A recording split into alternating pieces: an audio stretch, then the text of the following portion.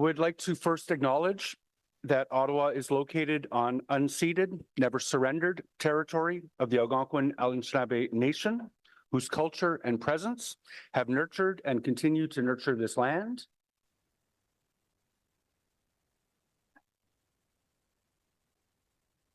Gentlemen. Il est important de souligner que la ville d'Ottawa se trouve sur un territoire non cédé de la nation algonquine Anishinaabe, dont la culture et la présence ont enrichi et continuent d'enrichir ces terres. May I ask for a roll call, please? Councillor Brockington, Here. Councillor Curry. Here. Councillor Dudas. I'm present. Councillor Johnson. Here. Councillor Kavanaugh. Present. Councillor Kelly. Present. Councillor Kitts. Here. Councillor Lowe. Here. Councillor Tierney. Present. Councillor Truster. Here. Vice Chair Gower. Here. Chair, you have quorum. Thank you very much. This is a public meeting to consider the proposed comprehensive official plan and zoning bylaw amendments listed as items 6.1, 6.3, and 6.4 on today's agenda. For the items just mentioned, only those specifically identified in the Planning Act who make oral submissions today or written submissions before the amendments are adopted may appeal the matter to the Ontario Land Tribunal. In addition, the applicant may appeal the matter to the Ontario Land Tribunal if Council does not adopt an amendment within 90 days of receipt of an application for a zoning bylaw amendment and 120 days for an official plan amendment. To submit written comments on these amendments prior to their consideration by City Council on October the 30th, 2024, please email or call the committee or council coordinator. No declarations of interest were filed. Are there any? Are the minutes of our meeting 35, October 9th, 2024 confirmed? Thank you. There is a response to inquiry on the agenda with respect to green procurement. The first item on the agenda is the Ottawa Aboriginal Coalition on their Indigenous Housing and Homelessness Plan. We do have a presentation that I'm looking forward to that. That is nominally my councillor's report, so I'll ask Vice Chair Gower to take over the chair while that's done, although I'm sure no one is expecting any procedural shenanigans. There is the zoning bylaw amendment for part of 3636 Innes Road. We don't have any presentation, no delegations, no correspondence. Did members want to hold that for a presentation or discussion? To Brian and Melissa, if the committee is prepared to carry this, do you still wish to speak? Thank you very much. Is that item carried?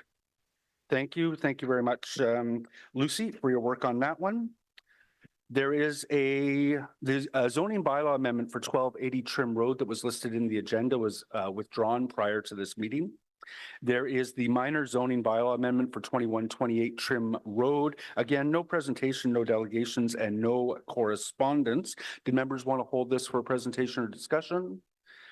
Evan Garfinkel with the regional group, if the committee is prepared to carry this, do you still wish to speak? Thank you. Members of the committee, is that item carried? Thank you, and thank you to Kelly Livingston for her work on that. There is the item for 1495 Heron Road. We'll have a presentation for that, and we do have delegation from the Guildwood Residents Alliance. So we'll hold that for discussion, and the 2024 DC Background Study Amendment Report and bylaws. There's a number of motions. There will be a presentation, and I'm sure lots of discussion. Anything else? Nope. So we'll go back to the start of the substantive agenda, which is 5.1, the Ottawa Aboriginal Coalition on their Indigenous Housing and Homelessness Plan.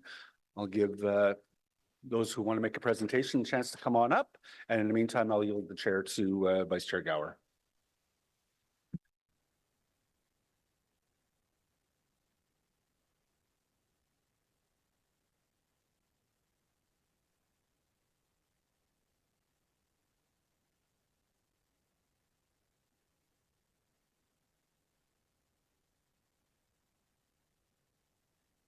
Good morning and welcome to the committee today. We're looking forward to your presentation, and I'll let you introduce yourselves, and the floor is yours.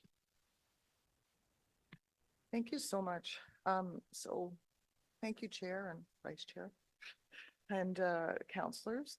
And do we have control over this or? Next slide. We can help with the slides here. If you could just move a little closer to the microphone or move the microphone closer Okay, to you. Thank there you. we go. So maybe, yeah, and we just want to acknowledge the land acknowledgement. And then next slide. So my name is Joan Riggs. So I'm the Ottawa Aboriginal Coalition Facilitator. I'm just going to turn over to the two co-chairs.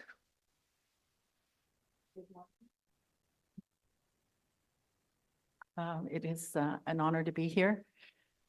I am Mary Doust. I'm the Executive Director for Minwashin Lodge Indigenous Women's Sports Center, and I'm also the co-chair for the Ottawa Aboriginal Coalition.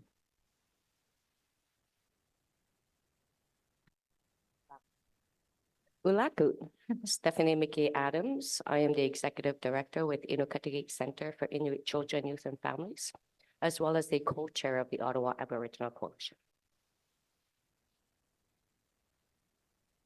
Good morning. My name is Mark Miracle. I'm the Executive Director with Gignal Housing and also the co-chair with the Ottawa Aboriginal Coalition's Housing and Homeless Committee and Strategy.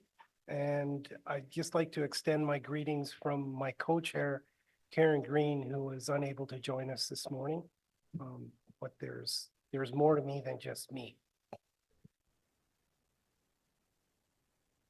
Perfect. So the Ottawa Aboriginal Coalition is made up of 10 Indigenous service organizations that serves roughly 22,000 Indigenous community members out of the 45,000 Indigenous community members in Ottawa.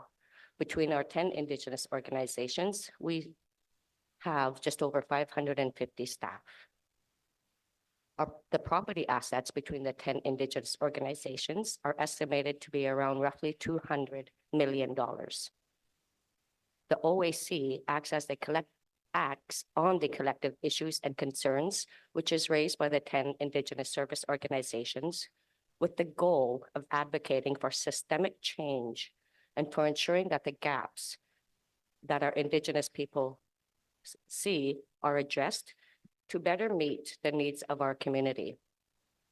Ottawa has the largest Inuit community south of Inuit Nunangat and also has the largest Cree community outside of any home Cree community. The Ottawa Indigenous community is growing at a tremendous rate. It is estimated that the community will grow up to 50,000 individuals in the next few years. It is also a very young population, with 25% of our community under 30 years old. The Inuit population is one of the fastest growing populations in the world.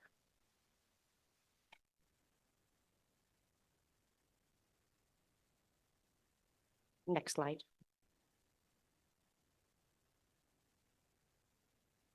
So Ottawa is a place of belonging for Indigenous people. The OAC vision is a place of belonging for our Indigenous people here in Ottawa. We are a community within a community. The OAC has a number of priorities, many that came out of COVID, and we are here today to talk about one of those priorities, which is the Ottawa Indigenous Housing and Homelessness Strategy. Mark? So our vision in terms of the strategy is the creation of 1,000 new homes here in the city of Ottawa for Indigenous people by 2034. Really, we've been on a 20-year journey. Since 2001, the coalition was established to respond to the crisis of homelessness. What's ironic is that the challenge of homelessness has only increased since we come together as a coalition. In 2004, the Wabano Center for Aboriginal Health made a presentation to one of the city committees called the Silent Crisis that showed the level of crisis and intersection between homelessness and mental health. And it also reinforced the intersection of poverty and children. Next, so when COVID hit in 2020, a couple of things happened. One was that these these executive directors they run service organizations. So right away, they had to respond to the needs of the 22,000 people they were serving. We also had a lot of increase of people who needed food security. We had a lot of elders that needed to respond. We had to advocate for needs. So we've had a long-standing relationship with the city. And so we were on your human needs task force. And the other thing we had to do is we had to tell our story, because people are always eager to tell the story of Indigenous community members, but it's not necessarily the story that we want to tell. So we did our own research. And out of our research, we ended up having some very interesting results. So about 1,700 community members filled out 69 questions. So we had 340 pages of just qualitative data. But the housing story around COVID was really significant, because what it told us is the intersection, just like in the silence crisis in 2004, the intersection between mental health, addictions, and housing was so interlinked. And what we saw was that 2/3 of the people that ended up being homeless during COVID had also lost somebody to suicide or to COVID. And so when Mickey and I were at a meeting, one of the community members said, "We are born grieving."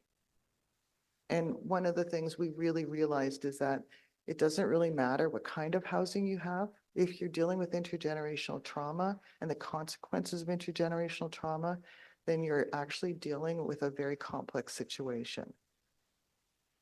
Next slide. In 2021, the city provided the OEC with the point-in-time Indigenous data to analyze. And the date confirmed what we were seeing in our organizations and on the street. The situation was getting worse for Indigenous people in Ottawa. Despite all of the hard work being done by the city, despite the millions, likely billions of dollars being spent on responding to homelessness, Indigenous community members were more vulnerable than everyone in Ottawa. And it was our children that were the most vulnerable. 14% of the survey group became homeless after leaving foster care or group home care after 1 day. After 10 days, 21% or 1/5 of the youth leaving child welfare were on the street, homeless and vulnerable to human and sex trafficking. And this is not how we love our children. Next slide.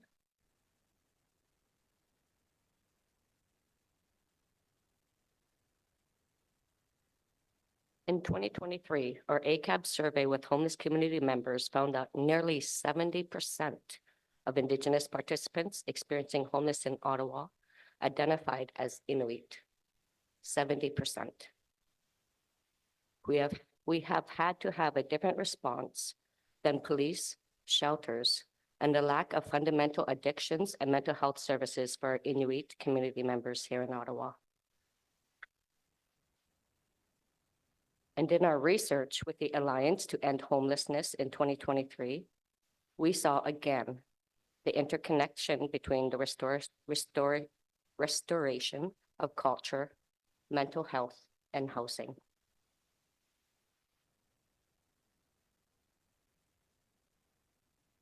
Yep.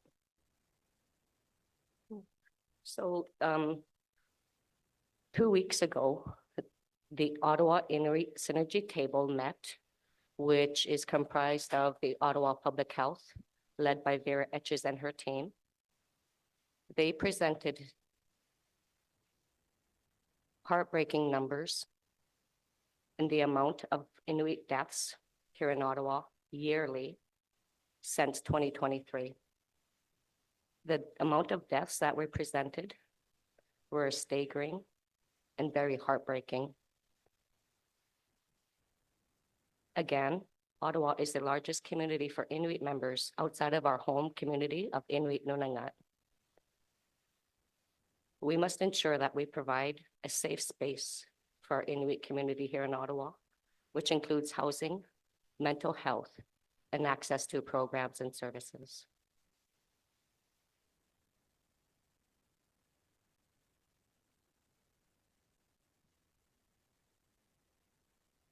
So this is where we started our work around our Housing and Homeless Committee. We were working with CMHC's continuum that was expressed in a linear fashion, and you can see in upcoming slides, we've basically formulated that continuum in a circle because choice about housing needs and priorities change and they evolve.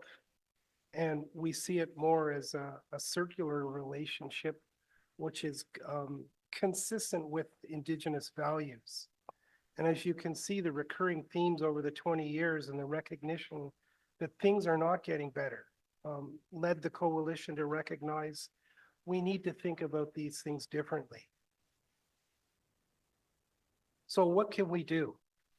The notion is to move upstream, to look at recurring patterns and relationships that homelessness has to be specific systems like child welfare and institutional discrimination, and to continue to build a circle of care that supports for people regardless of where they live, to address the mental health and other supports that are needed and move away from simply warehousing people into shelters. And we continually ask ourselves, what can we do differently? So we start with our foundation, and it's not just about housing first, it's about people first. And I will say one thing in terms of how we look at it as Gignal housing here in the city, it's not just as a landlord. It very much is about a relationship with our tenants, with our families, and with our community. People have needs that extend into their home, such as food security, mental health, community and connection. Mental health and housing intersect. Mental health disrupts the ability to get and to maintain a home. So we went upstream and we built a foundation for our new strategy. Housing and homeless priorities. We're working with many partners right now and opportunities about expanding choice in the community.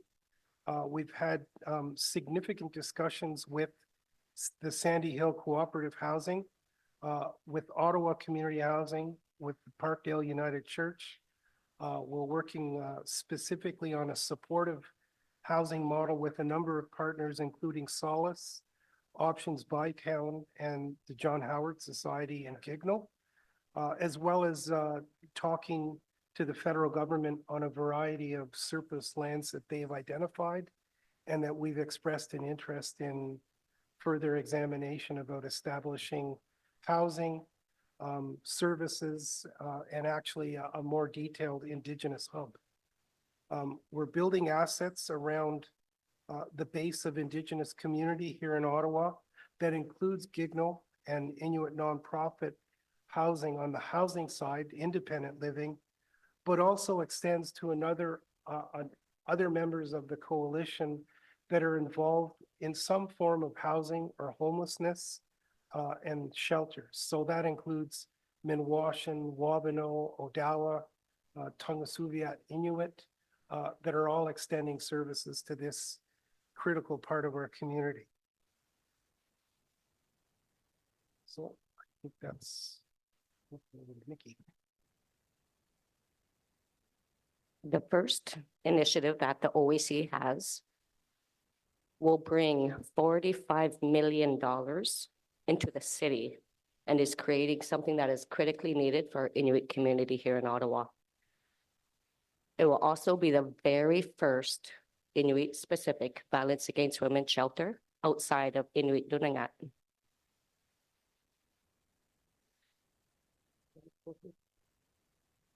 So CMHC approved $6.4 million for the build.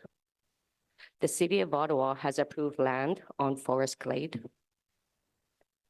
Indigenous Service Canada has approved $1.8 million of operating costs for 20 years. We have hired Fortin as project managers. We have hired architects Formline and LGA Architectural Partners.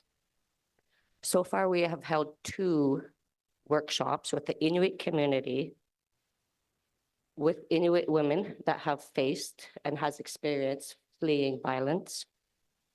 And we have had 1 community gathering with the neighborhood as well to ensure that their voice is heard and that they feel that the building belongs to them and is definitely Inuit specific, as well as in ensuring that our IQ principles and values are also brought into the project as well.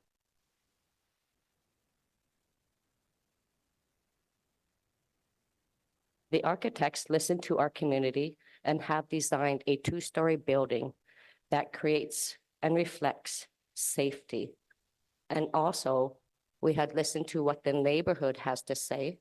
And as well, we have brought in their comments to ensure that they also have a belonging to the building and that they feel safe as well in their own neighborhood. Next slide. Our second initiative is actually keeping tenants in their homes and avoiding homelessness. So both Gignell and Inuit nonprofit housing were identifying tenants that weren't good tenants. They were disruptive to other neighbors. They had a lot of needs. So we've created the Indigenous Wellbeing Workers. And again, the City of Ottawa has provided us through the Community Safety and Wellbeing funds this program, and we're super grateful because what it's allowed us to do is keep people, including families, away from being homeless. And it's also helped us really identify again that it starts with it's not housing first, it's people first. So even when you're housed, you still have trauma and they still have addictions. So this group is in addition to doing wellness activities, is working one-on-one with individual tenants. Next slide. Our third initiative, the Family Healing Lodge, which is led by Minwashan Lodge. This has been a vision of ours since 2008. We have been doing our best to proceed to find operating costs and capital costs to build the very first Indigenous Family Healing Lodge in the Ottawa region, where moms can work on their healing and their trauma and their addictions by bringing their children with them. Because many Indigenous women have to leave their home community. They have to go to different treatment centers all over Ontario and leave their child behind or children behind. And not many have those good, healthy supports where they can feel confident to work on their trauma and not worry about their child and their well-being. And I cannot say I know what that would feel like, because I can't imagine worrying about my child and having to focus on such heavy, complex issues that have been a part of the intergenerational traumas that were caused by the residential school, 60 Scoop, et cetera.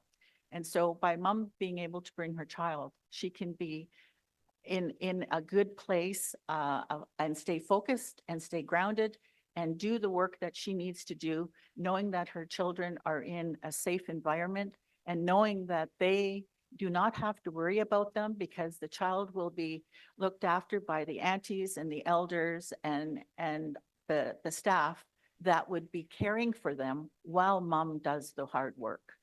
And so we have been working very, very hard since 2008 to make this become a reality. And it was the women's voices behind our closed doors that voiced this, not Minwashan. It was the women. And we heard them loud and clear. And it is so imperative for this to happen because we need it. It's not a want, it's a need. And it is critical because we are losing women and we're losing mothers to substance use, overdoses, you name it. And it's not because of their choice, it's because of how the system has set them up to fail. We want to be able to give them a service that is going to work for them and for their children. And it will heal the whole family, not just mom. This is about healing the family so that when mom goes back to community, it's the whole family that is healthy, not just one person of that environment. And that is what's going to be the, I think, that is what is required in order for it to be a success long-term. And so we are looking forward to having this Family Healing Lodge become a vision, not more than a vision, but now becoming a reality, such as the Inuit VAW shelter. We desperately needed that as well. And so the city has played a huge part in being an ally on this, and very, very grateful for the city's support. They've been phenomenal. And so the Family Healing Lodge will provide Indigenous women with the opportunity to be in a safe place for up to 6 months, no 28 days. That doesn't work. Even 3 months, maybe that doesn't work, but 6 months, that gives them a good foundation of time and healing, and not feeling pressured to go through a cycle of programming that is not going to stay with them long-term. And so without fear of losing their children to child welfare, and to be in a culturally based, trauma-informed place to do their recovery work. The children will also have the opportunity to be counseled, loved, and supported as their mothers restore their health.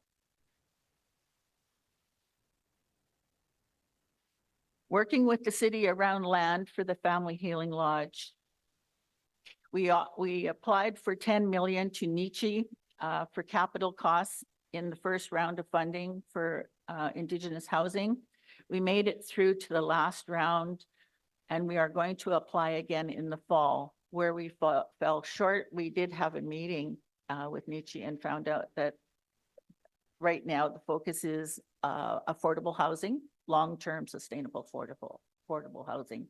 So with the Family Healing Lodge, yes, we provide transitional support for women up to 6 months. But by attaching this piece of property that the city is offering, it's going to allow long-term affordable housing on that same acreage as the Family Healing Lodge. And that is a win-win, because the housing is being addressed, the healing is being addressed, and it's being addressed on one parcel of land. So to me, it's a win-win for everybody. And so the business plan and the feasibility study, we continually keep that updated, just because as time lapses, there's changes that happen. So we continually update our business plan and our feasibility studies. And we're working with the Ontario government to support our operating costs. So that's where it's at the moment. But again, it is critical that we see this come to life in order to save our moms and our babies. So, thanks. So one of the things in our priorities and in our approach is the ability to dream big. And we are currently in discussions with the federal government on some of their surplus lands. And one of site in particular is the Charles Tupper site at the southwest corner of Riverside and Heron Road. And we have a vision that includes the creation of an urban Indigenous hub that includes housing, a range of services, and I would say commercial opportunities, and lots of trees. It's adjacent to the park, it's close to the river. It would address a lot of the cultural connections that all of our organizations and our communities seek. And we are actually going to be able to workshop some of the vision that goes in this, and including community members to express what they would like to see in an Indigenous hub. So that's an opportunity to connect.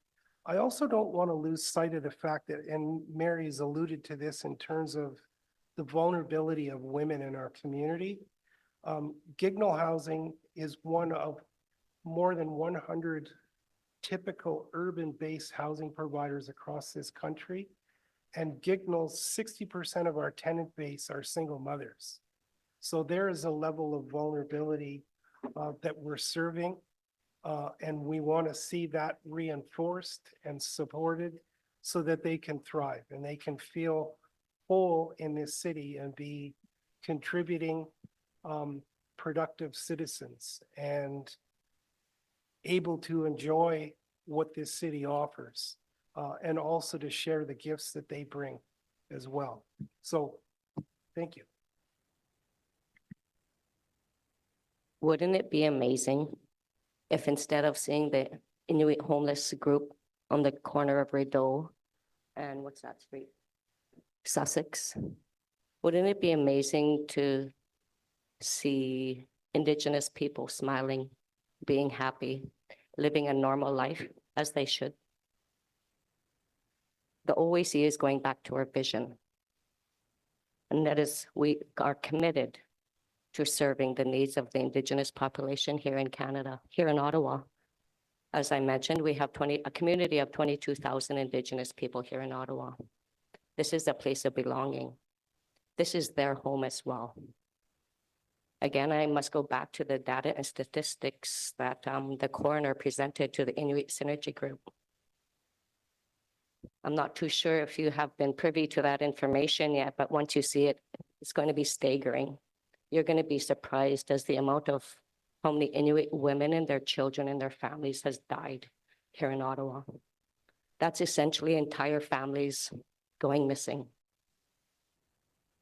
We cannot stress anymore the importance of safe Indigenous community housing with proper supports and services in order for us to realize our vision of happy, smiling Indigenous people with the belonging here in Ottawa. That is what we strive to commit to. We cannot continue to fail our Indigenous women and children any longer. We must be able to show them love, compassion, and empathy, and be able to provide them with the supports and services so that they do feel like they belong here in Ottawa, as you do, as we do. It's our right to belong. Thank you. Thank you. Is that the conclusion of the presentation? Can you turn on your mic? Oh, Thank our you. final comment is just that we want to acknowledge the city as a really good partner. Like, I think that's one of the things that, you know, people are saying like, why are you doing this presentation? What do you want? And we don't really want anything except for you to continue to be a good partner. And for us, what that means in part is the systems that you're working within and that you have to work within, they don't work for us. And partly what happened during when COVID happened is we just realized that you may have EDI frameworks and they're really good, but we work from a social justice framework. Every system we exist in was designed to eliminate Indigenous people in this country. And so we have to start from our own context, our own worldview, and our own values. And we look for partners like yourselves that will really work with us in a meaningful way. And so thank you for that. Thank you for coming and being that kind of partner. And we're very grateful to the staff that we've had the privilege of working with in the city for a long time. Some of us are old, not these two, but us. So that's it. And we have a beautiful video. So at some time, please look at it. It's 5 minutes and it's really good. It's beautiful. Thank you. There may be some questions from committee members. I see Ariel Crosser. Go ahead, Ariel. Thank you, Chair. I want to thank you so much for being here. As the councillor that represents one of the wards with the highest rates of homelessness, I don't think people appreciate the degree to which trauma intersects with addiction and with homelessness, particularly among the far too high representation of Indigenous folks on our street.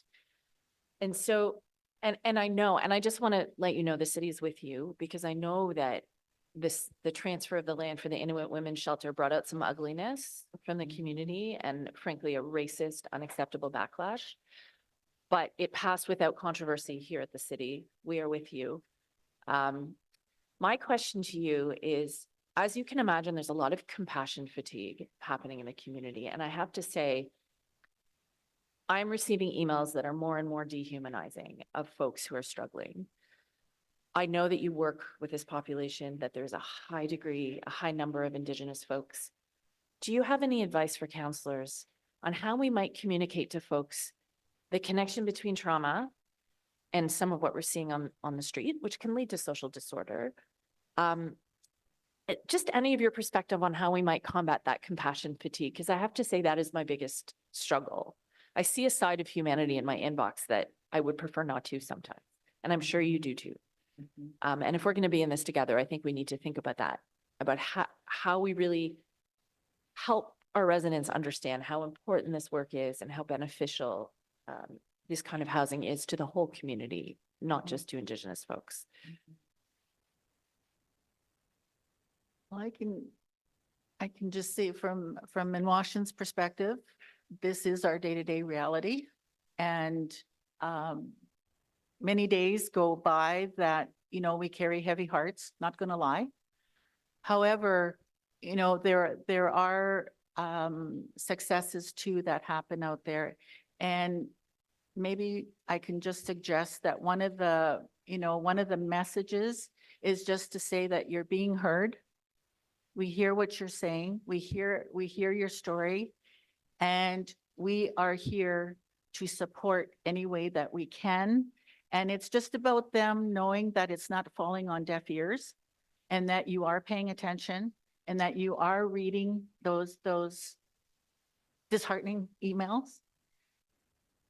But that's the balance, you know, is that's the truth too, you know, and we do have to look at that. We do have to look at that, but it's just acknowledging that we hear you, we see you, and we're working on a solution, and we're working on a solution together with the Indigenous, you know, community, and that we will, you know, move forward in a good way, but doing it all together, because we can't stand alone. We can't stay in silos any longer. It doesn't work. It just disrupts all the goodness that each of us carry. And we need to be able to work together in order to find the solutions together. And if you're getting these emails, how many are we getting, right? And so if we come together and work on this and just reassure them, we hear you, we see you, we feel, you know, that in itself can be helpful. Yeah, I try to redirect people's anger to the systems that have failed people. Yeah. Instead of to the people who are actually struggling on our streets. So I just want to thank you. This Yeah. work is groundbreaking, and I think we have so much to learn as a city from the example that you're setting as an Indigenous housing provider in how we can do supportive housing better, because it really is the solution to homelessness. So thank you Yeah. for being You're here. welcome. Thank you. Councillor Kavanaugh. Thank you, Chair, and thank you for your presentation. I really appreciate the work that you're doing in terms of coming up with solutions for the long term. One of the questions I have is particular to the Inuit community. I have Largabafin in my ward, and it's a place where many Inuit first arrived to Ottawa for medical treatment. And I can't help but wonder, many probably transition to become residents, but I'm not sure how successful the transition is. And I don't know if you have any comments about that, but I remain concerned that we're, you know, that there's perhaps some assistance that's needed. And we do have a Inuit center as well, the TI as we call it. But I just wanted your comments on how we can do better on that, on welcoming Inuit. Thank you for your comment and your question. And that is how the Ottawa Inuit Synergy Group was established, was to address the needs of the Inuit community circle that have come down to medical services. One of the ways that we are tackling that is by increasing outreach within Inuktitut Center, within Tungasuvinga Inuit, through the support of the Ottawa Public Health and as well through support of CCSA. We are working on bridging those services, not only through Inukatigit Center, but also through the OAC to ensure that those individuals are either repatriated back home, ensuring that their safety is brought back to Nunavut, and or they are provided with transitional housing through one of our service providers. We do understand that the answer is not going to be, we're not going to have an answer, or we're not going to see homelessness cleared up in a short-term span. We understand that it's going to take long-term in order to provide these very important services to individuals. And we also understand that, also keeping an understanding that some people do not want to be helped, that some people prefer to live on the street due to the fact that they do not trust local mainstream service providers due to the intergenerational trauma that have prevailed Indigenous people. Again, I would like to go back to my vision of, wouldn't it be amazing to see happy, healthy Indigenous people as a norm here in Ottawa, not only in Ottawa, but as within Canada. I think one of all the initiatives that we are working on, we're able to share to our counterparts in the East, North, West Coast to ensure that they are not reinventing the wheel themselves. So the OAC, the Ottawa Inuit Synergy Group are paving ground, and we are breaking ground, and we are assuring that our community members are being served and being taken care of and being loved. As a female Inuk myself in an urban setting, I do understand and recognize there are many challenges to ensure the needs and safety of our community members are met. But then again, I also see the immense growth for opportunities, education, and empowerment for our Inuit community here in Ottawa, where our experiences are valued and understood instead of shunned upon. Thank you. I appreciate that. Other question I Teresa, had- is it okay if I just, Yeah, sure. Jane. just, they're the nice ones, I'm the not nice one, so just in terms of when we go upstream, part of the systems that have to change, and Larga-Baffin is a good example, is we worked with Larga-Baffin to ask them to change their zero tolerance harm reduction, because that was partly why we were seeing people being removed from Larga-Baffin and ending up on the street. And we now have some funding that we've received from the federal government to work with the Nunavut government within Inuit Synergy to find solutions, because what we don't want the VAW Inuit shelter to be is a place where people are just moving into that shelter, because it is for violence against women. And we do hold the Nunavut government responsible for providing service funding for a service that needs to be inclusive and caring of people. And so Larga-Baffin is going to be expanded significantly, and we need to address this in the next 2 years. So we're really working very hard. We've also been contacted by the ombudsperson in Ontario, who is looking at doing a review of this in light of some of the information that came out of the coroner's reports.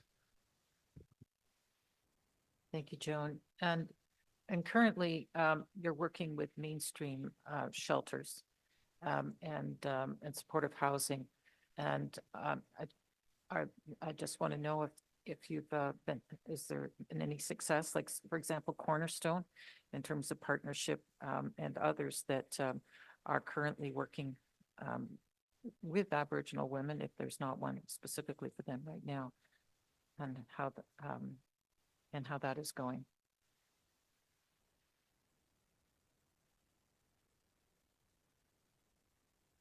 Minwashin has had an ongoing partnership with Cornerstone at the Princeton site for about, I'd say about 4 years now. So again, we follow the person. not the housing piece. So we were guaranteed, I believe it was at the time, five units out of the 42 or something like that. It turned out that because we gave full wraparound support to each woman that came into Princeton, that they could see the success of how that has improved the women's mental wellness, how it's improved them staying housed, how they're not being evicted, how they're not being put out on the streets. And it has been a huge success to the point now that we have got 2 more partnerships with Cornerstone on their new sites, one on, I believe it was Eccles and Booth. And so now, again, we have been granted a percentage of units in all 3 buildings because of the full wraparound services that Minwashin can offer with our housing first workers. And it works, like it truly works, and it makes a huge difference. And they are calling us and asking us, how do we work with this woman? How do we deal with this problem? Can you come and can you sit with them and can you explain that we need to follow the guidelines and explain to them on their terms so that they understand fully what is being required by them. And it does work. So we have a full partnership with Cornerstone, and we also broke the mold, and we have an Indigenous cultural support worker that goes into all these sites and brings culture to the table. And everyone is invited, not just the Indigenous women. All women in the buildings are invited, and they take part in cultural circles and craft circles and medicine walks and whatever. And that has made a huge impact because then it's giving the Indigenous women a starting point of being connected and a sense of belonging in a community, like within the Cornerstone community, and then as a larger community within the Ottawa, the city of Ottawa. So those 2 pieces, we broke the mold on both of them. That was a first, and it's worked, and now we are continuing. We've just recently signed an agreement just recently for the other 2 sites, and it's like I said, it's been very successful, very successful. So we will continue to do that because we know that it really does work for both of them, because it takes the pressure off the staff at Cornerstone as well. Really appreciate hearing about this. That's great news. Do I have time for another question? Okay, thank you. I wanted to ask about the aging out component. I have been approached, not me personally, but OCH has, in regards to persons aging out of children's aid. And it strikes me as something that's very important because the issue is that they often end up in OCH, but not successfully. And anyway, I didn't think in terms of just Aboriginal, but it's just overall, but the special needs for, because of the dominance of if there's a lot of Aboriginal youth in there, but it strikes me they need supportive housing. And I can't speak for OCH directly, but as much as I want to right now, but I think it's something to look at because I see that. And like I said, they're in the units of OCH, but they don't have the skills and to live on their own since they have not had that opportunity to be in that environment. So we actually have if we kept going on, our 5th initiative is the Aging Out Initiative. And so we're working with Ottawa, Ontario Aboriginal Housing Services. And so and Children's Aid. And when they come out at 18, what we're planning to do is it's kind of like the first floor, it's communal, but they have their own pod. So they have privacy for their bedrooms, but it's that opportunity to get a sense of identity as an Indigenous person, to be loved, to have elders around you, and to learn life skills. And then the second year, they go to the second floor, which is an independent apartment, but they still have access to everything. And it's really familial. And the third year is they go into, well, hopefully into housing in the community, and we follow them. So it's just that 18 to 21 transition, and and we already have an executive director circle where we sit with the children's aid all the time. And those numbers are increasing, and the pit count was so disturbing that, 1/5 of them were homeless within 10 days. So we want to catch them even at 16 to 18 when we're already working with them, and then move them into these spaces. Thank you very much. Yeah. Appreciate it. Councillor Johnson. Thank you. Hello? Hello. What button's going on?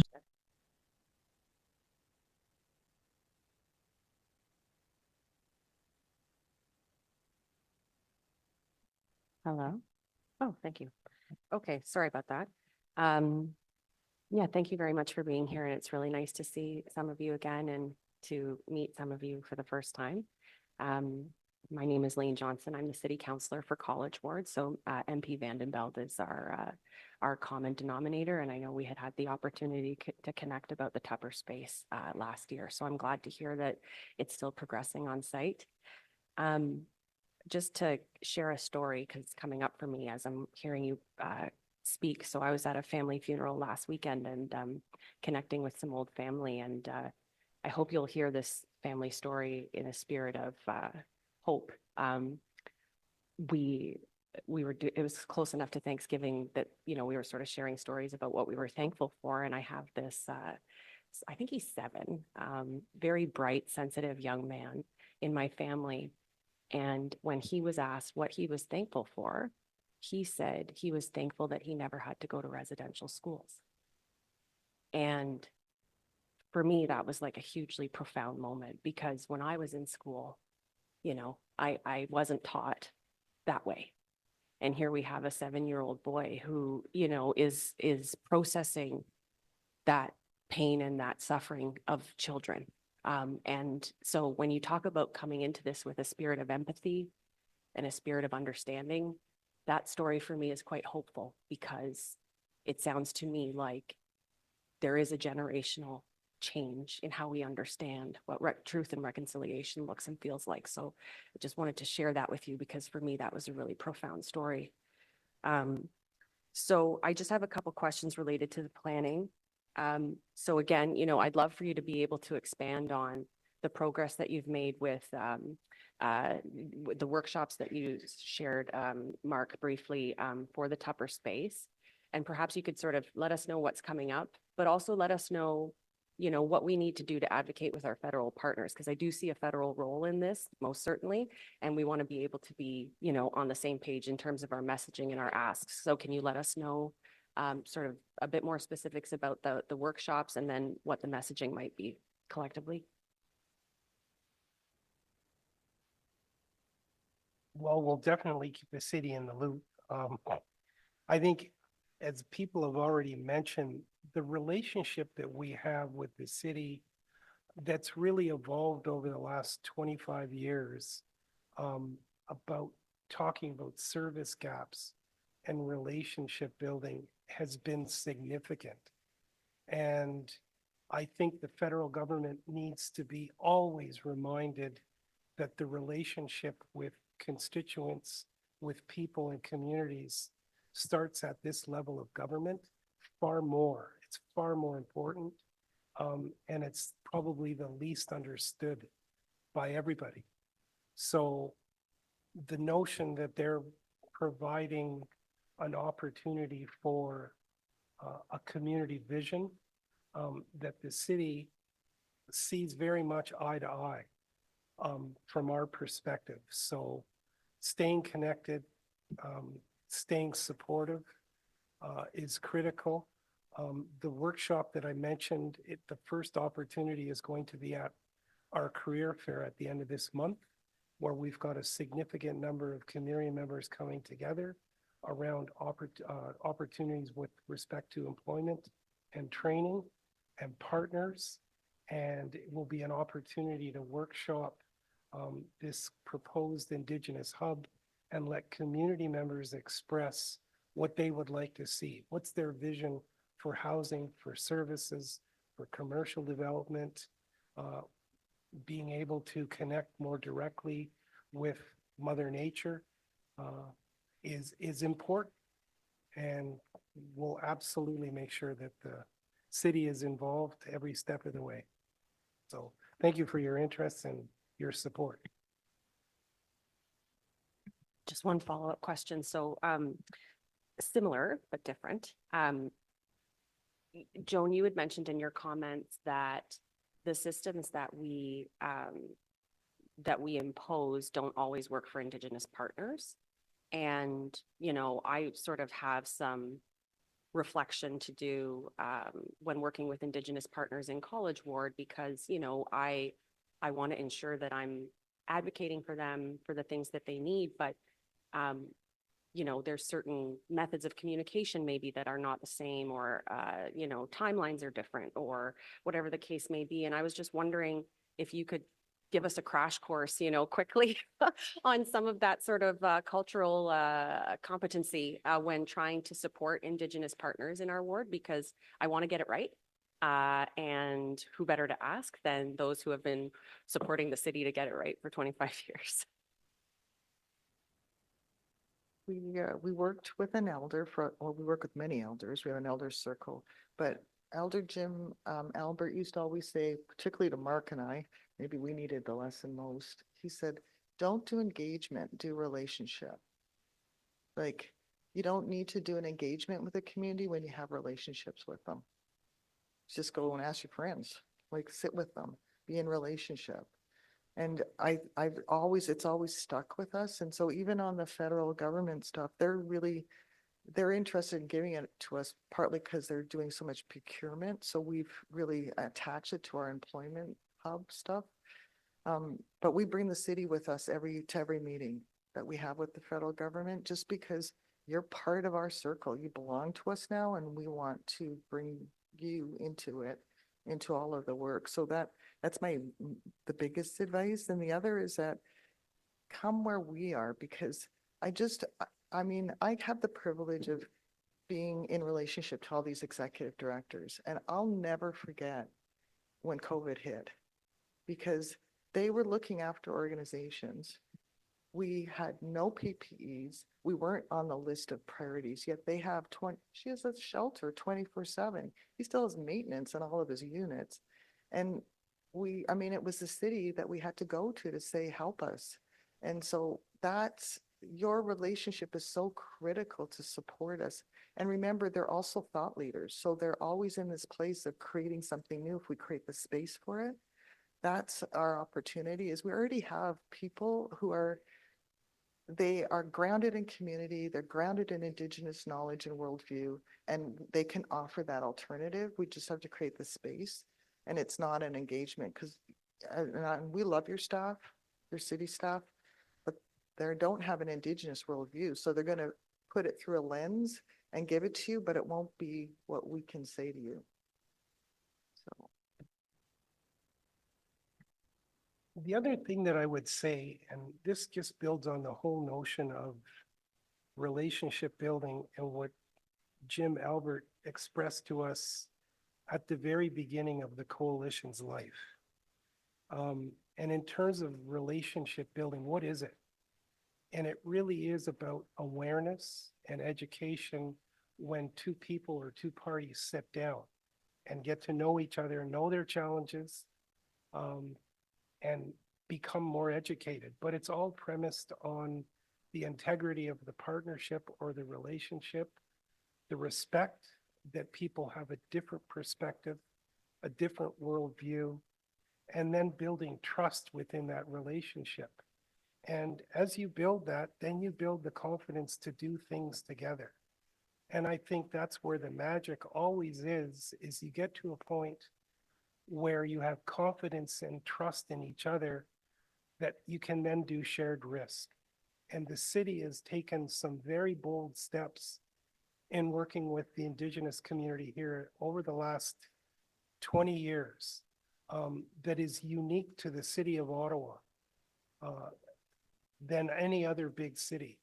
And we're known for that across the country, within the federal government, within the provincial government, that the city of Ottawa has a different type of relationship with Indigenous people.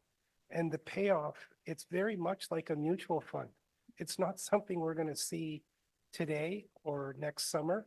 It might take 2 years, it might take 5 years, but that investment and that risk that we share is paying off, and it will pay off big, because the imagination, we've got an overwhelmingly young population. So that investment that we make in young people is the proof will be in the pudding. And, you know, we're all part of that. We're not going to change the world with one big thing. It's going to be a million little things. And you're all part of those million little things. Councillor Menard. Thank you very much, Chair. Thank you for being here and for presenting to us, and to the chair who I understand invited you to do this presentation. It was excellent to hear from you. I understand your working relationship has been very good with city staff, and that you're supportive of the housing and homelessness Indigenous strategy. Can you just confirm how those discussions have been going, and your work with staff in that regard? So through ACAB, some of our organizations work with the city through your formal City of Ottawa housing plan and strategy. And what we realized is that because we do everything so holistically, we needed all 10 of our organizations to be part of. And we also recognized there was too many limitations on how, like your continuum, like housing first as the framework really does limit how we approach and think about. So it's why we turned it into a circle and said, let's just create our own, and then we'll work with the city and complementing your strategy, but just using ours too. And, you know, we want to be super respectful, because even during COVID in the beginning, you gave us 26 requests as a city. Like, can you engage with us on your anti-racism strategy, on your sewage strategy?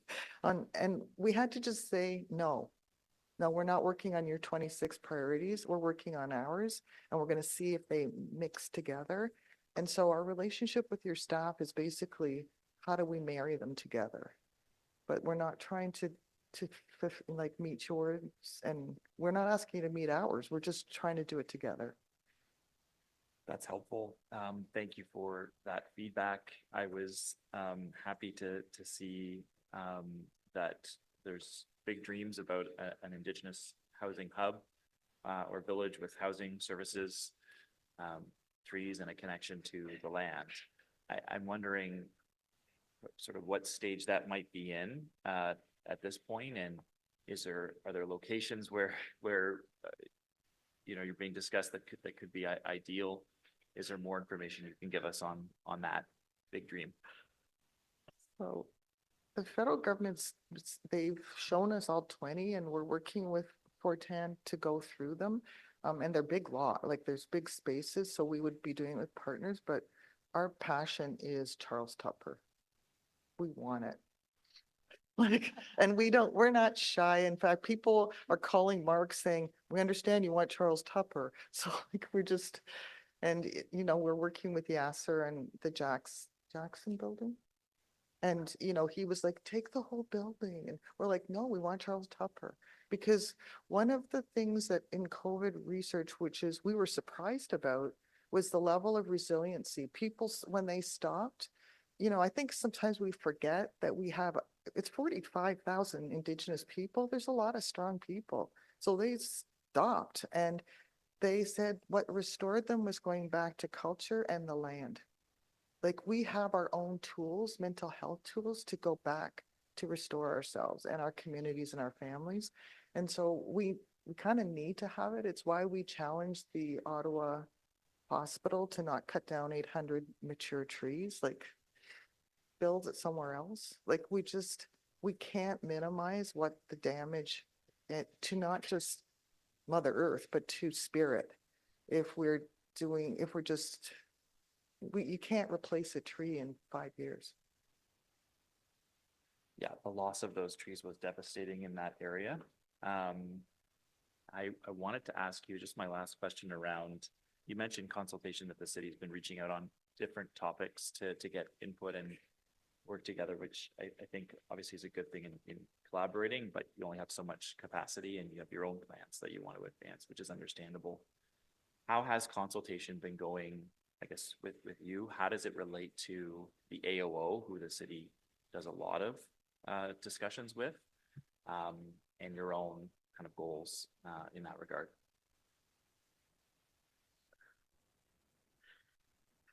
He's afraid I'm going to say something, so I'll respond to the AAO question. I just firstly wanted to just let you know that the city has created or has co-created a housing and homeless leadership team. That's the city, as well as housing sector representation that we've widened out to include representation from youth and justice, women, as part of this leadership team to think around housing and homelessness in a more integrated cross-sectionality learning.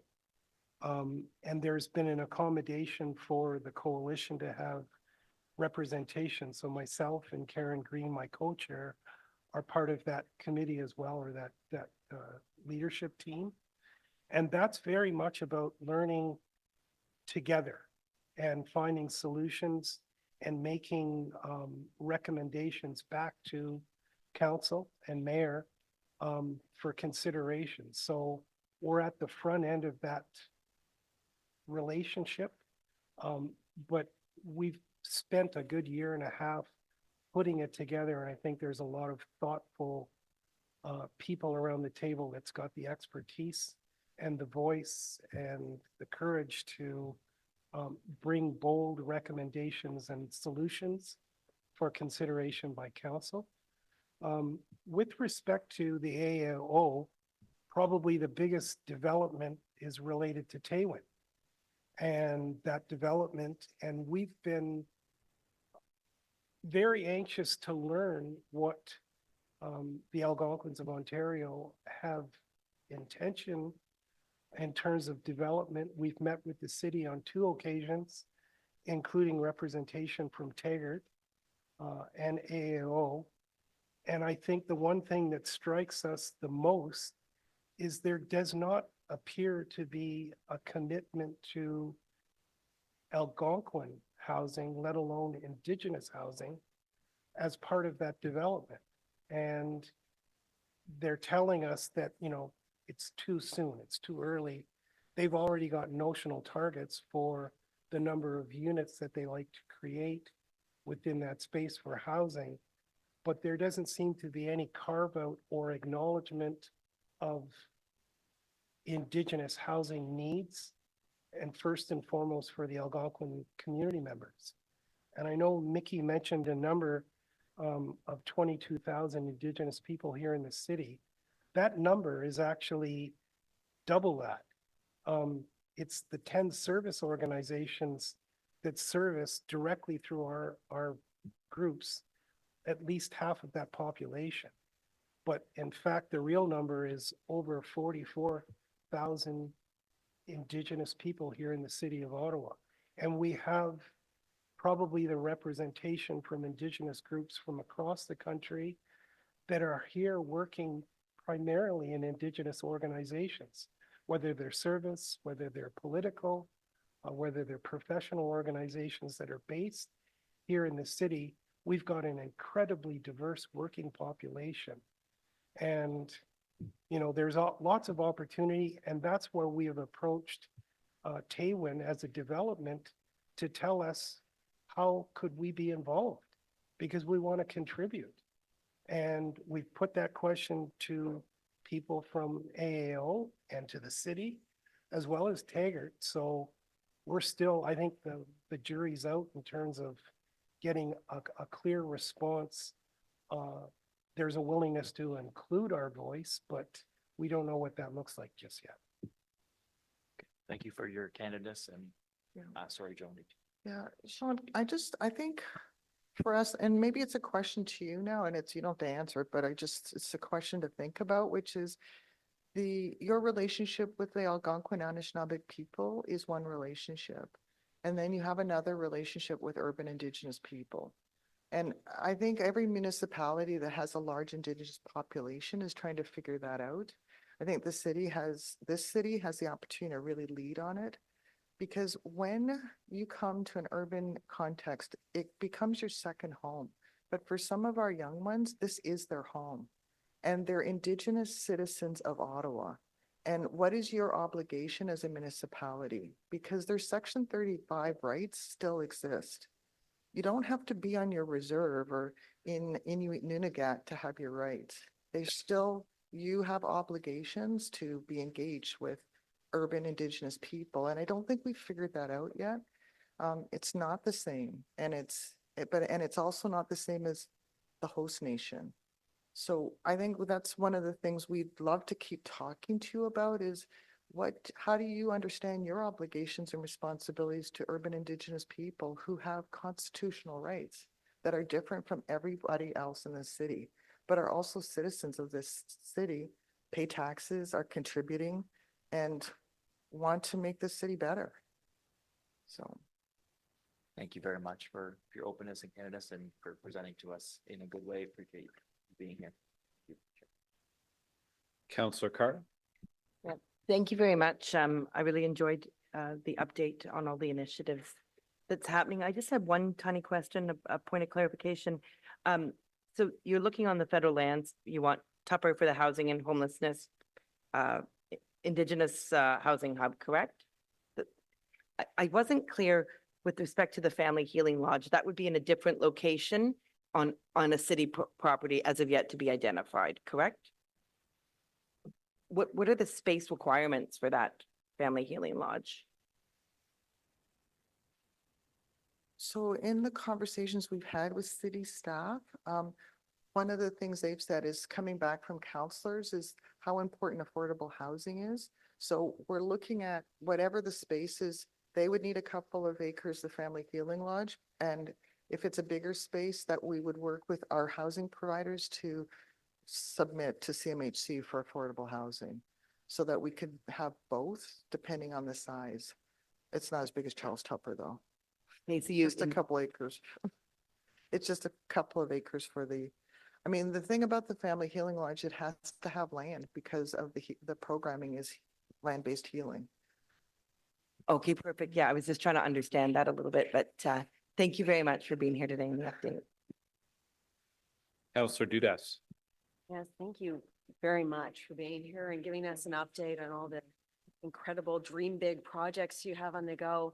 I just wanted to understand a little bit more about the Indigenous Housing Hub. You referenced earlier in the slide deck, your goal is 1,000 homes by 2034. Will that site accommodate that goal? And is that an accurate timeline I'm putting pressure on you here, but I'm just curious as to where you are in that process. The Charles Tupper site is definitely not for 1,000 homes. We've got a number of relationships with a number of existing housing providers, including development opportunities and the creation or renovation of space. So again, it's not one particular site, and the relationships will continue to evolve. And I think the one important step to understand is that what we're trying to do is to provide choice to community. What type of housing, where it's located. So it could be in the south, it could be in the east, it could be in the west. And even as Gigno housing is evolved over 35 years, 60% of what Gigno is in Vanier. And we're in Vanier because that's where the greatest need, and when we had opportunity to purchase buildings, that's where we were maximizing our ability to buy as many units as possible to house community members. But over time, we now stretch from Orleans to Bell's Corners to Barhaven. So I often tell people, if you put us up on a map, we're like MasterCard, we're everywhere. But from a maintenance point of view, it's a real pain. Yeah, I could imagine. But I think ultimately the 1,000 homes, I don't think it's an unrealistic target. It's ambitious, but if you want to do something to make real change, you got to dream big. And that's what we're doing. And it really is about empowering people to have their choice where they want to live. Absolutely. In terms of for whom the hub will serve, will it be a specific demographic, or is it, you know, anyone in the Indigenous Inuit community could access the facilities? For instance, we were talking about women and children, and I'm just wondering if there will be specific groups, or is it for everyone? I think initially the approach is going to be focused on the provision of service and choice to Indigenous community members, but that doesn't preclude anything that's happening in that space that is a learning opportunity and an ability for us to share our knowledge and our cultural approaches to invite people from the wider community to be a part of that or to share in the development of that. We just don't know what that's going to look like. So we're not precluding anything at this point. And I think the notion, just as we've proceeded to evolve as organizations, we very much include outside opportunities. When we do a community gathering, it's not just for our community, it's an invitation to other people to come and learn and share and be part of what we're celebrating. And my last question is, I think, and please correct me if I misheard, but you had indicated that the growth of the population is, you know, ramping up, that you're going, do you think 1,000 is ambitious enough? Or do you think you're going to see that you'll have to add more housing targets? I know lots of pressure on your shoulders. You're like, 1,000's enough, but if you're growing your population, do you think that will be sufficient, or will you be coming back and giving us updates saying we have even more grander plans and we could like your partnership? Just with the federal government on the Indigenous Housing Hub, they told us sometimes it takes like almost 10 years to transition. So our 1,000 housings, that doesn't even really include them. So as Mark said, we know what we want. We want services, we want community, but we're going to keep talking to everybody till we know what we're creating. Let's just say at Charles Tupper, and then, but the other 1,000 is what Mark said. Like we've got units at Parkdale United, we've got 12 units at Sandy. Like we're cobbling that together. So I think that 10-year goal will be met like within the 10 years, and then we're going to have another one, which I think will be probably significantly more. But we've never done development. Well, they do, housing providers, but I mean, that's one of the things you're helping us with is having somebody in OAC to help us do this, and working with Fortin, who's generously offered to develop our capacity, because and we have a lot of private developers coming to us, but we don't know how to assess them. You're learning. Thank you so much for the presentation, for the updates, and for your ambition. And I look forward to the city continuing to partner with you going forward.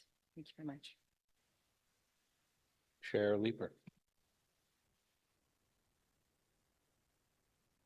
Thank you, Chair.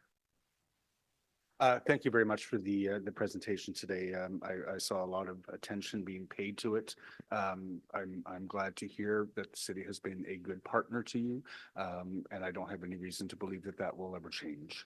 I have two questions for you. The first of which is I'm gobsmacked by the number of people who are homeless almost immediately upon leaving care. I had no idea. How many people per year is that? Roughly. So the numbers are quite high, and I can get you the actual numbers because we have an ED circle soon, and so Kelly, the CEO, provides us with those numbers. But it can be like as up to 60 children, youth a year. So dozens of people a year, Yeah. just, Yeah. yep. Oh, yeah, she's on the CAS board. Do you have that information? Not on hand, I don't, but it is over 60 a year. Yeah. Yeah, staggering. It's wild. Are people not coming out? Sorry, I don't want to spend the entire time talking about this, and it falls under the purview of some of our other committees, but I don't understand why they can't be better set up for success from the start. So. And I guess that's why we walked away from some of the systems thinking that currently exists, because we don't understand that either, because what we have seen is the traffickers know where they are. They know and they're available. So why can't we be, like, as a community? Why are we not like an 18-year-old? And if anyone has an 18-year-old, they're still babies.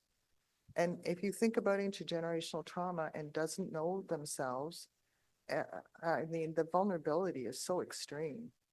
And so they're targeting our young ones, and we need a different response. And the Aging Out Initiative, the federal government's very interested in supporting us. It'll take years, and so what do we do in the interim is our pressing question. I'm just gonna add on to that. I think I seen in the news yesterday that a mother and her child was almost abducted in Orleans during the day. Just into consideration, we have about 10, maybe a bit more Indigenous people being stolen in the dark of night. Not in the day, where they don't have anyone fighting or trying to help them survive.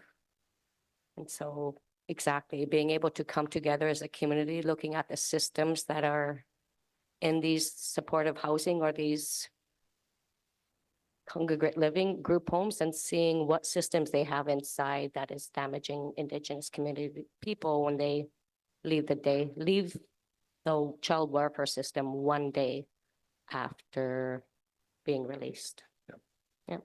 Okay, thank you for that answer.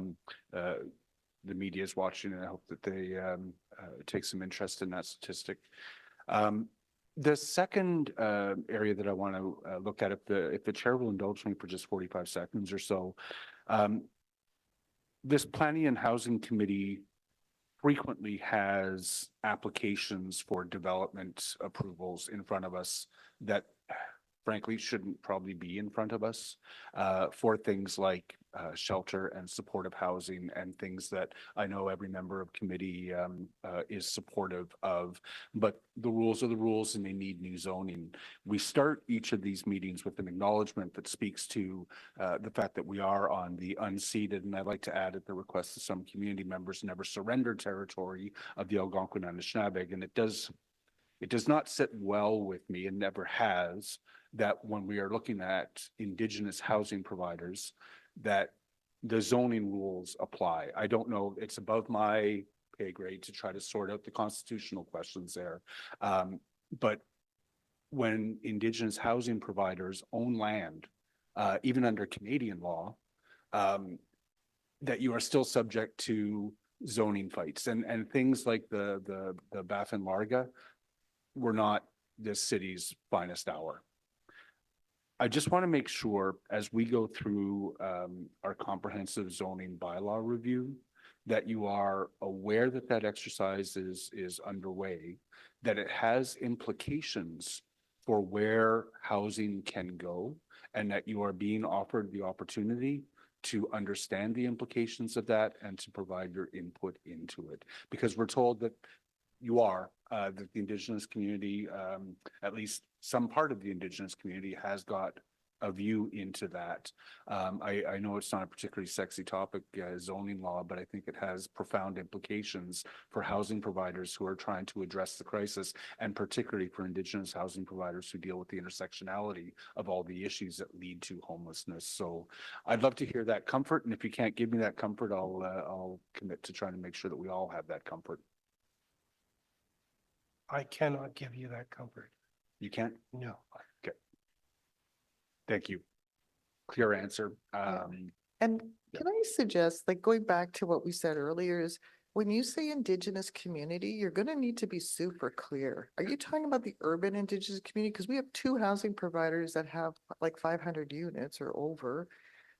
Or are you talking about the Algonquin Anishinaabe people? And I don't think at this time they have any housing providers in the city of Ottawa. So like, it's just like, we are one community, but we're like all in a circle, but we also are distinct. And you have distinct, I would say, accountabilities to us in different ways. Thank you for saying that. It is well taken. I understand your point, and you'll note I sort of caught myself there even saying it, that a part of the community has got a view into the zoning bylaw, because it is not just a monolithic Indigenous community that's here. Thank you. I can assure you that we've did development in the city as a housing corporation, and we've been completely subject to the zoning bylaws and regulations, and have fought them and dealt with them and achieved success, but it's a very, very complex process. Okay. Thank you very much. Thank you very much, Chair. Okay, thank you. I'm seeing no more questions. Thank you to colleagues for your comments and questions, but especially thank you to your leadership, to the OAC. I think this is the first time you've ever presented formally at this committee. I know we've seen you at Ottawa Public Health, and every time I've had a presentation, it's been eye-opening and generated a lot of interesting discussion and a lot of follow-ups that we have. So I hope we can welcome you back here at a future date at Planning and Housing Committee, and perhaps some other committees within the city where your work intersects. Thank you for your leadership, and thank you for your presentation today. Miigwech.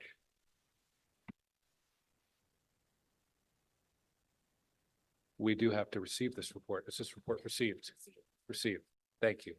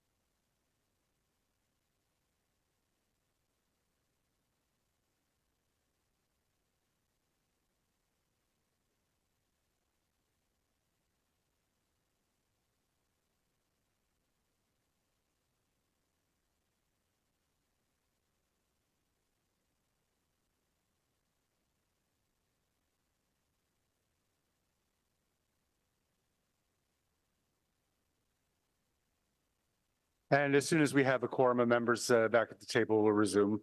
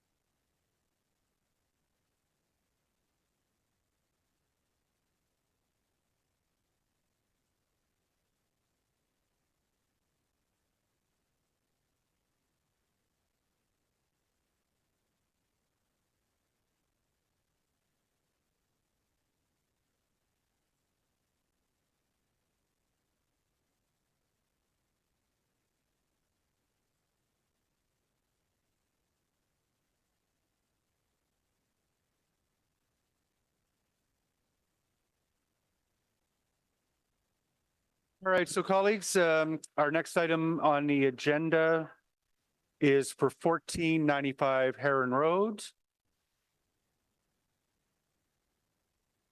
We're going to receive a presentation. Alors, il y from, aura une présentation. Présentation de Madame Kelly. Vérification. Et ensuite, une motion technique sur la question une fois que la vice-présidente est de retour.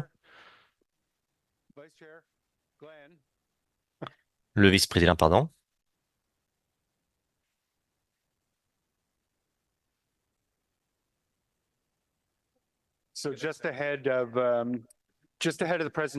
Alors, avant la présentation, il s'agit d'une motion technique sur la table. Merci aux invités.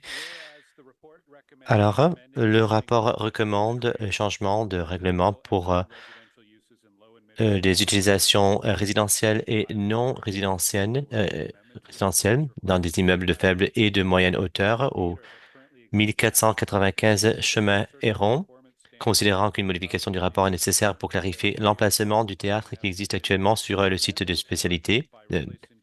Il est ainsi résolu que le comité de l'urbanisme et du logement modifie le rapport, modification du règlement de zonage, remplacer le document 2, détail du zonage recommandé, et remplacer le document 3, plan de zonage.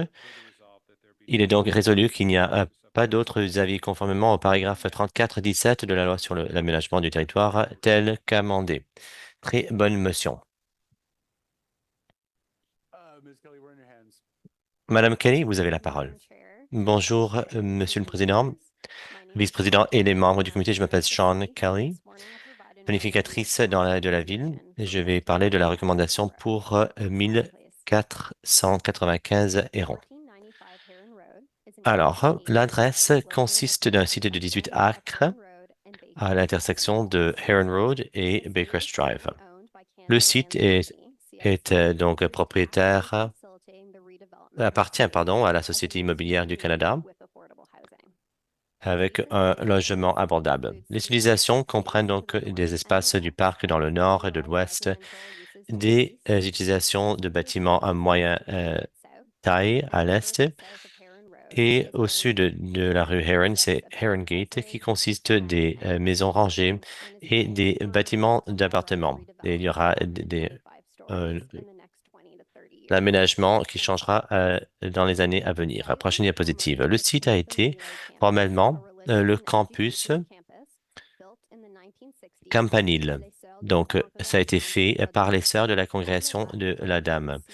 À gauche, vous voyez l'image dans les archives qui vous montre l'église et la tour. Et après que le campus a été fermé en 1973, le fédéral a utilisé le site comme centre d'études pour former les fonctionnaires. Prochaine diapositive. Le site contient 12 bâtiments bâtis dans le campus.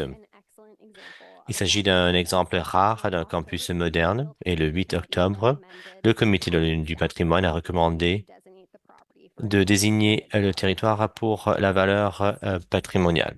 Prochaine diapositive. Cette diapositive nous montre un survol de l'histoire du site. En 2020, le fédéral a transféré le terrain au CTC et entre 2021 et 2022, le CTC a mené un processus d'engagement pour élaborer un plan pour le site. En mai de 2023, le CTC a soumis une demande de changement pour le zonage avec un plan de subdivision. Un an après, août 2024, le CTC a listé le site sur la banque de la Société immobilière du Canada pour montrer un surplus de territoire. Le CTC a demandé de mettre le plan du côté en attente. Le CTC veut solliciter de l'intérêt sur le site pour apporter le site au marché. Pour ce qui est des prochaines étapes, des demandes futures pour l'aménagement seront nécessaires pour faciliter l'aménagement sur le site. Prochaine diapositive. Il est important de noter que le comité ne considère pas une proposition d'aménagement aujourd'hui, mais tout simplement un changement au règlement du zonage.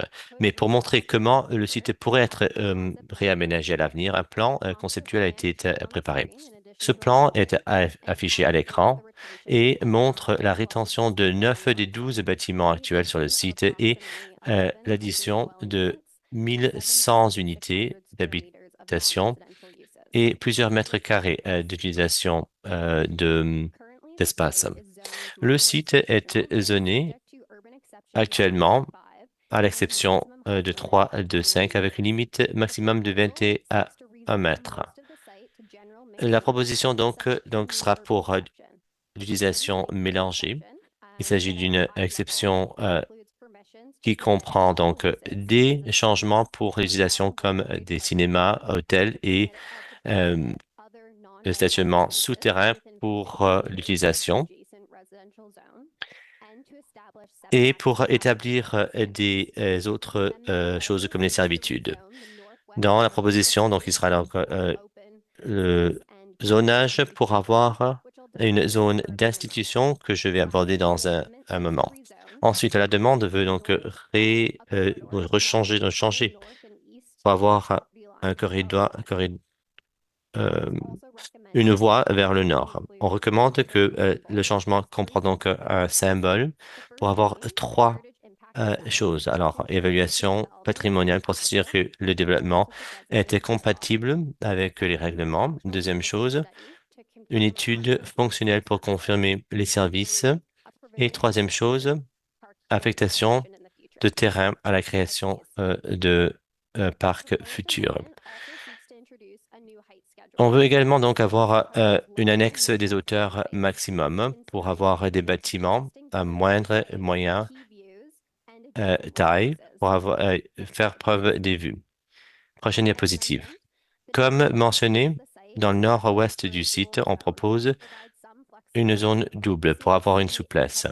Le CTC tient des discussions avec 2 conseils scolaires pour sécuriser les terrains pour une école potentielle. Si l'école se voit le jour dans cette zone, la ville donc pourrait avoir 5000 mètres carrés pour un terrain parc. Si il n'y aura pas d'école dans ce lieu, la ville aura donc toute la zone pour un parc futur possible. Prochaine diapositive. D'un point de vue de politique, le plan officiel de la ville désigne ce site corridor donc mineur et dans cette désignation, on s'applique à 120 mètres du site mesuré à partir de la rue Heron et le reste est désigné donc un quartier assujetti la description des quartiers dans les alentours. Comme proposé, l'addition de l'utilisation résidentielle et non résidentielle s'aligne à la directive globale pour des quartiers de 15 minutes et est compatible au contexte. L'auteur est conforme également au plan. Dans la partie donc désignée comme le quartier, le plan officiel permet donc des bâtiments à petite taille et aussi avoir une permission où il pourrait y avoir des endroits avec des bâtiments plus hauts. Le zonage permet 21 mètres comme droit, qui est équivaut à 6 étages. La demande proposée donc cherche à augmenter jusqu'à 9 étages dans les localisations stratégiques tout en diminuant les hauteurs dans d'autres régions. Il s'agit d'un campus moderne tout en assurant donc qu'il y ait donc des opportunités d'aménagement futur. Une transition appropriée dans l'Est est faite avec l'annexe d'auteur qui limite les hauteurs à 4 et 6 étages dans cette zone. Le demandeur propose également 14,25 mètres dans l'Est de ce site. Cela offre donc 17,25 mètres de séparation.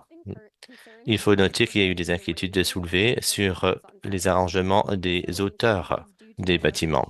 Ça, c'est à cause des lieux, des bâtiments actuels, la protection des vues et le contexte politique et l'utilisation des terrains à tout prix. Merci aux membres du comité. En guise de conclusion, le personnel recommande que le comité approuve le changement proposées et nous sommes heureux de répondre à vos questions. Merci beaucoup. Dans ce cas-ci, le promoteur, bon, la Société immobilière du Canada, donc on aura les délégations donc avant la Société immobilière. Nous avons Maureen Dwayne avec l'association Gilwood.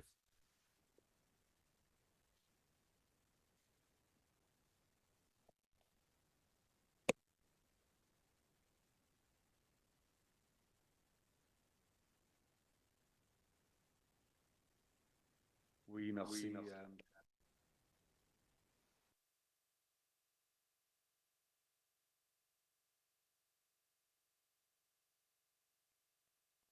Oh, alors, est-ce que vous pouvez... Parfait. Alors, bienvenue. Vous avez 5 minutes pour faire une présentation au Oui, comité. j'espère parler assez vite pour en finir. Je me suis testée, mais on ne sait jamais. Alors, Monsieur le Président, membres du comité, conseillers, conseillères, bonjour. Next slide, please.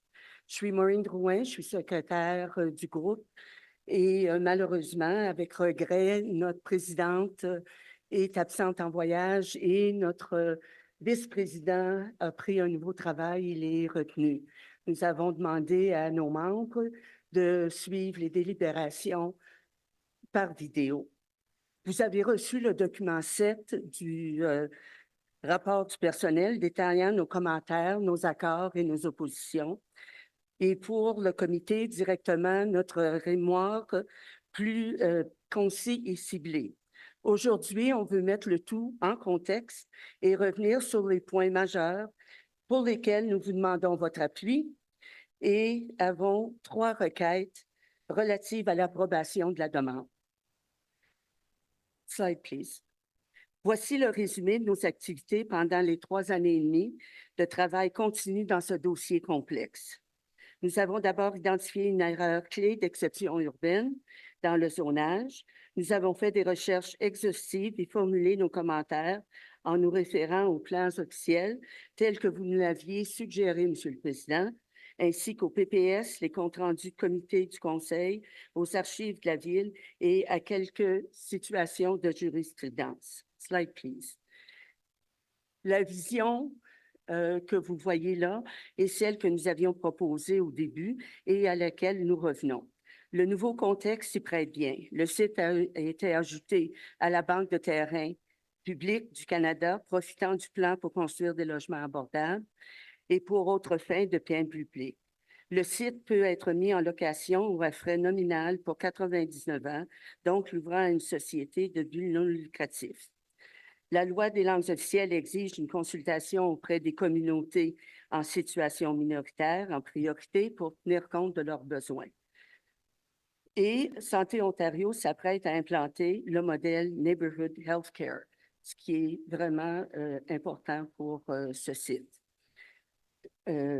Skip the next one, please, and we go to the next one. Vous voyez ici les grandes lignes de notre position quant à la demande de modification de zonage de la SIC. Soulignons que le site, qui fait partie intégrante de Gilwood Estates, c'est pas à côté, mais intégrante, est de nature résidentielle et non commerciale. Nous nous référons au plan officiel 6.3.14D, les aménagements non résidentiels devant être à petite échelle, compatibles et complémentaires à la communauté. Nous vous demandons donc de rejeter les utilisations additionnelles auxquelles nous nous opposons et qui sont énumérées dans notre mémoire. Hôtel, cinéma, par exemple. Quant au restaurant, ça devrait être limité au corridor, selon nous, mineur. Now, if we go to the next slide. Building heights is another story. It's a little bit more Bon, complex. pour l'auteur des bâtiments, bon, c'est une autre chose, mais on a tous les détails ici. L'exception 325 que nous avons identifiée a été créée en 1998 pour accommoder les 6 résidences qui sont déjà assujetties à l'auteur maximum. Il s'agit de 11 mètres à l'époque 13,5 mètres. Donc, il s'agit d'une exception pour corriger l'anomalie et non pas un changement ou confirmation de la catégorie d'auteur selon l'association. Prochaine diapositive. Nous croyons que d'augmenter jusqu'à 9 étages ne s'aligne pas à la politique ni de l'intention du plan officiel pour les quartiers. Le libellé de 631, section 3.2 dans la politique devrait être révisé pour éliminer l'ambiguïté et clarifier la portée des dispositions.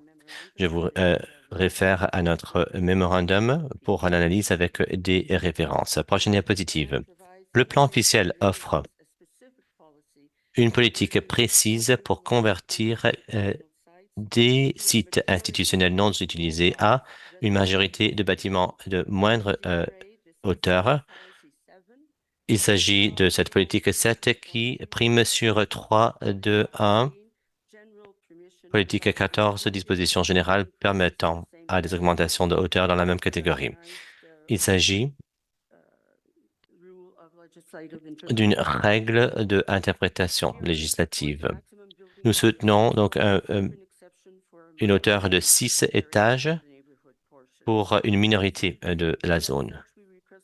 Et donc, nous demandons au comité de faire référence à notre mémorandum pour modifier la recommandation pour annuler conformément.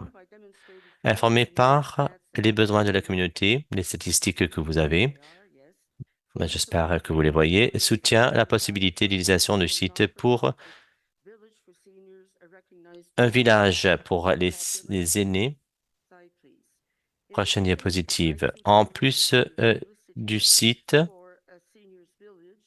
pour ce village pour les aînés, ça serait donc une mesure proactive de s'assurer que l'itinérance parmi les groupes vulnérables des aînés ne serait pas donc augmentée avec les changements qui ont déjà débuté. Prochaine diapositive. Troisième demande, que le comité s'assure que le zonage puisse respecter la vision et qui comprend également un logement abordable et des options accessibles, des services à petite échelle, des bureaux médicaux, des cliniques, soutien, services palliatifs, recherche pour les recherches sur la maladie, des maladies.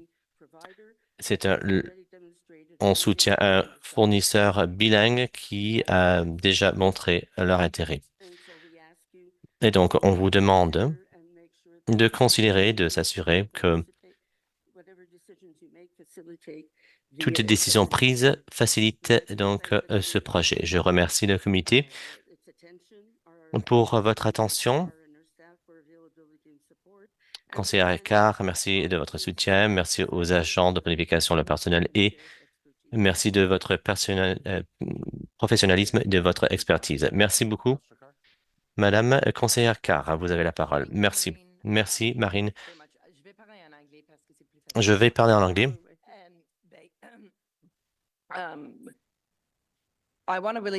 Je voulais vous remercier, Maureen, Hélène et Paul, les autres membres de l'Alliance.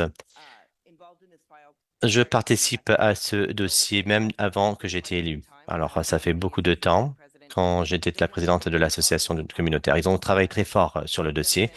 Ils ont fait un travail exceptionnel pour travailler avec les voisins, de tenir les gens au courant. Et on a beaucoup appris sur le processus de planification. Moi, j'y participé. Lynn, la présidente, elle était donc partie en croisière maintenant.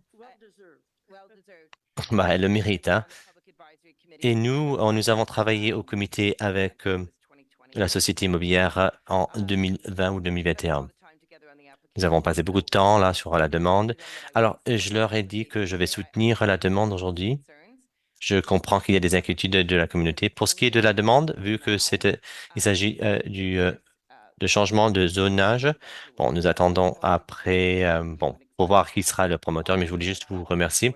Et je suis reconnaissante envers vous tous pour votre travail au cours de ces dernières années. Je vais continuer à travailler avec vous et avec l'association pour l'avenir. Merci. Bon, ça a été bon, tout un travail de passer par le plan officiel.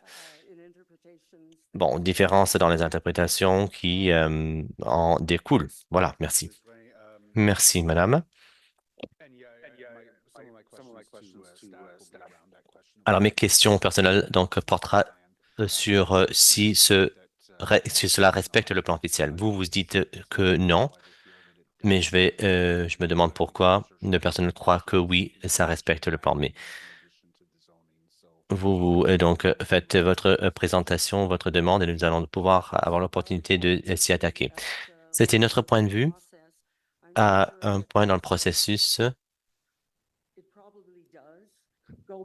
Et peut-être que oui, c'est le cas, mais l'objectif ici, c'est de montrer qu'il s'agissait du fait que vous bâtissez tout cela là à l'exception pour corriger l'anomalie. Et vous allez donc élaborer une politique générale. Il y a beaucoup de points précis qui sont là dans le plan officiel, qui traitent des quartiers pour les bâtiments. Pas trop élevés, pas trop.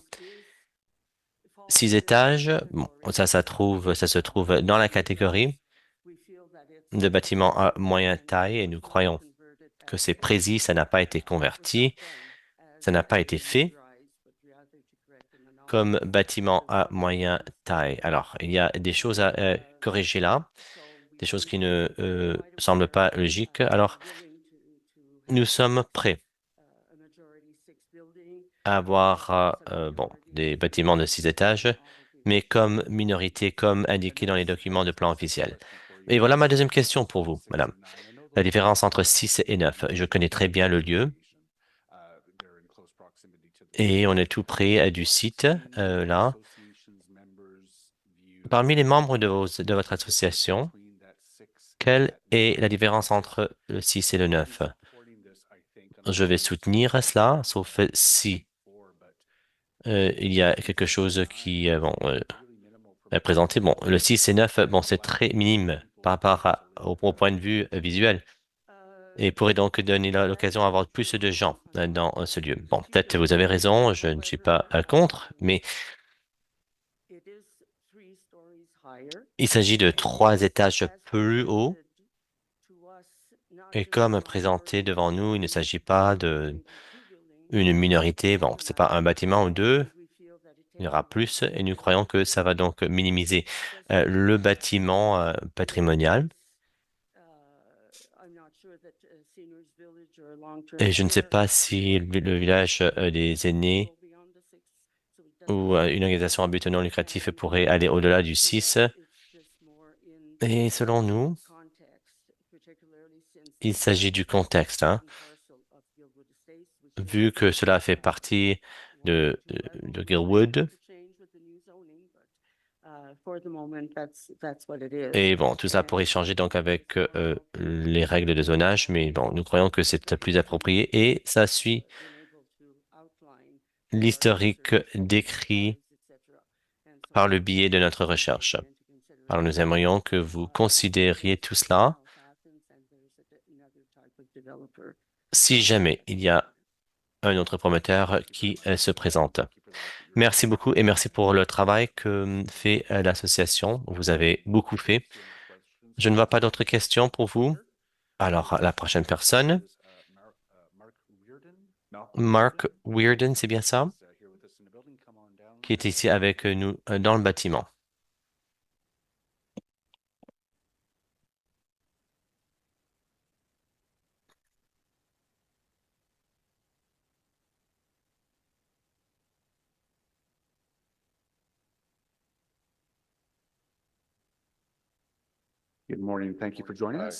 Bonjour. Vous avez 5 minutes pour la présentation. Je m'appelle Mark Weirden. Je ne me suis jamais présenté ici dans cette salle. Alors, je suis abasourdi. Je suis tout à fait d'accord avec Maureen. Je représente un groupe, bon, des anciens de Notre-Dame, Saint-Patrick, de cette communauté. Il y en a plusieurs d'entre nous, hein. Écoutez, je viens de recevoir tout cela il y a quelques jours. Ce que nous voulons garder en place, c'est l'intégrité architecturale. Donc, ici, nous avons une structure patrimoniale unique des années 1960. Bon, là, on ne parle pas de il y a 100 ans ou de 100 ans. C'est un bon exemple. Un étudiant en doctorat qui a fait sa thèse là-dessus à l'université Carleton, Kathleen Chin. Et je pourrais vous envoyer son document. Elle s'inquiète que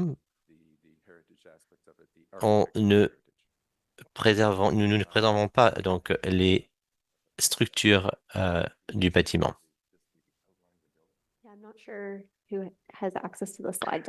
Alors, qui a accès à la présentation? Est-ce qu'on pourrait peut-être afficher la présentation?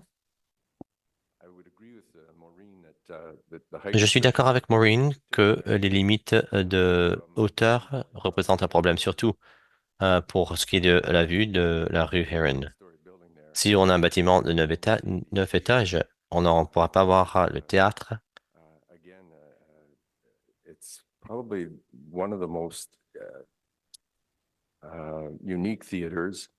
C'est un des théâtres les plus uniques d'un point de vue de l'architecture.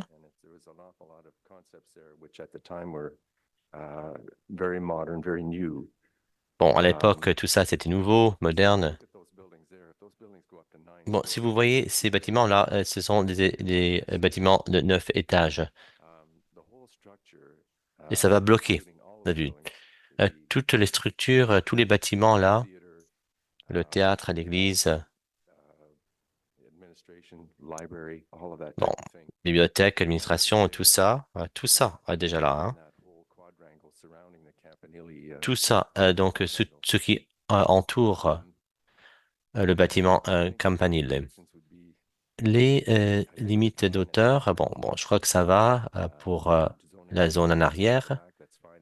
Ça va pour les nouveaux changements. Bon, des bâtiments plus hauts là, ça va aller, mais devant, si on a des bâtiments très hauts devant, là, ça va donc bloquer le tout. Et ça va détruire toute cette vue que vous avez là. Alors, nous avons beaucoup d'inquiétudes qui portent là-dessus. Je me rends compte que là, j'arrive ici devant vous et je me suis dit qu'on pourrait peut-être retarder tout cela pour ce qui est du changement de zonage. Comme ça, on peut étudier cela davantage. Il y a plusieurs membres de notre groupe qui s'intéressent beaucoup à cela. Je ne me suis pas rendu compte que Gilgold Estates serait là, ici, aujourd'hui.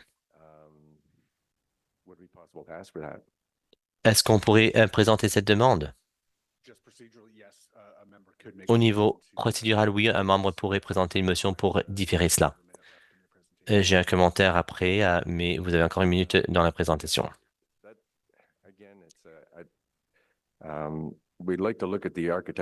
Nous aimerions examiner le patrimoine de l'architecture. C'est ce qui nous inquiète le plus, ce que nous n'allons pas pouvoir retenir ou préserver cela. Merci beaucoup. Le personnel du patrimoine est ici. Le comité a étudié cela il y a une semaine ou 2 semaines. Alors, on aura l'opportunité de poser vos questions aux membres du patrimoine. Et la conseillère Carr a une question pour vous. Merci beaucoup de votre délégation. Nous allons traiter de cela avec le personnel, mais bon, il y a eu donc une consultation là sur ce terrain qui a commencé en 2020.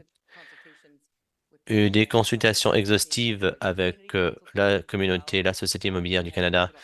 Il y a aussi l'architecte original qui était là à une des réunions et les planificateurs de la ville ont participé.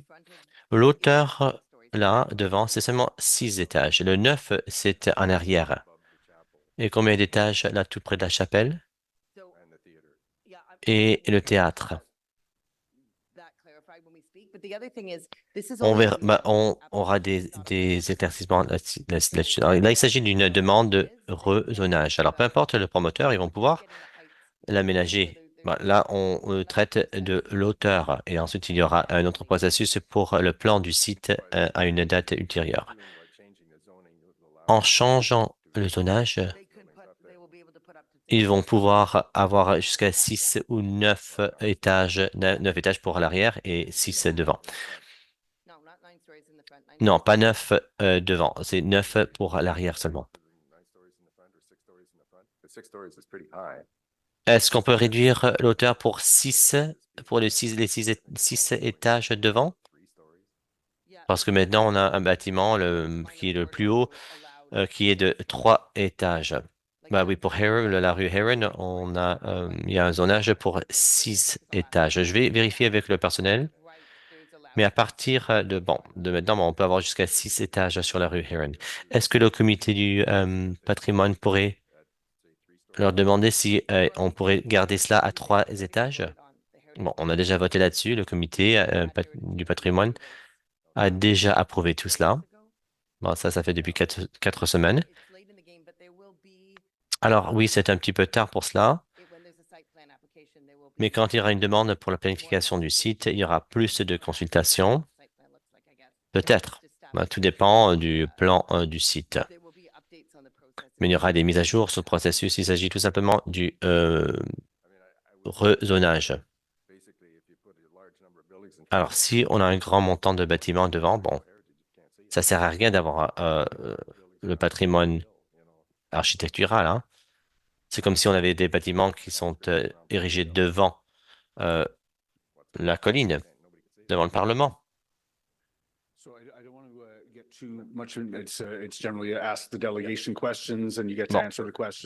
ne veut pas rentrer dans tous les détails, mais bon, un membre pourrait, après avoir entendu ce que le comité a dit, donc de plafonner l'auteur, mais il faudrait avoir une justification. En tout cas, c'est possible. On verra comment ça se passe au cours des prochaines minutes. Merci pour la présentation aujourd'hui. Je ne vois pas d'autres questions pour vous. Merci d'être venu. Alors, les personnes de société immobilière.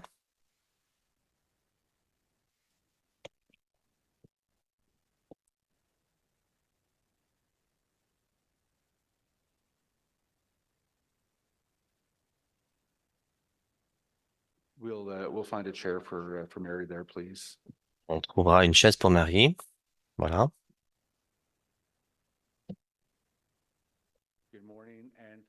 Bonjour et merci d'être venu. Vous avez 5 minutes pour vous adresser au comité. Merci.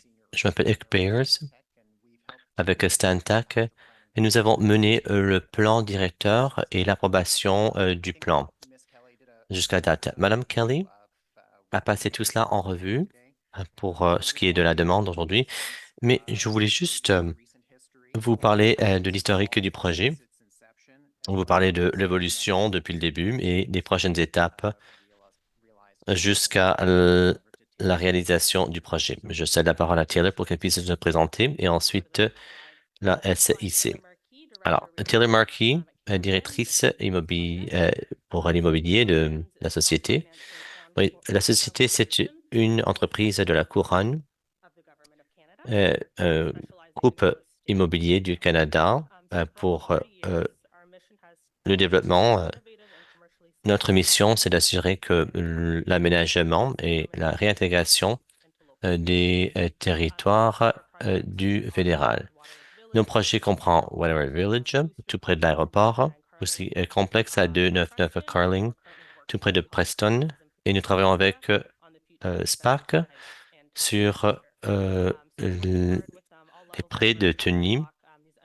Alors, nous sommes là pour utiliser ces terres pour répondre à notre cible de 29 000 habitations, avec 20% d'entre elles qui sont des logements abordables. Nous avons 5 principes directeurs qui font partie du plan directeur. Bon, d'avoir une communauté durable qui tire profit de l'espace actuel, la conservation du patrimoine bâti. Les bâtiments ont été désignés là en vertu de la loi. La communauté de hauteur, à moyenne hauteur, pour les résidents et les visiteurs, et de s'assurer que les résidents dans différentes étapes de vie peuvent donc avoir cela comme leur chez eux. Il y a eu un processus d'engagement mené par la SIC au printemps de 2021, qui comprend donc une participation en ligne des ateliers, un comité consultatif dont on a parlé aujourd'hui. Aussi, il y avait donc les médias sociaux, des publicités et des associations communautaires. Nous avons reçu une rétroaction de la communauté, ce qui a donc participé au processus de raffinement. Alors, les changements se trouvent là à droite. Changement des bâtiments de moyenne hauteur proposés dans l'Ouest pour s'assurer qu'il y ait une transition généreuse des bâtiments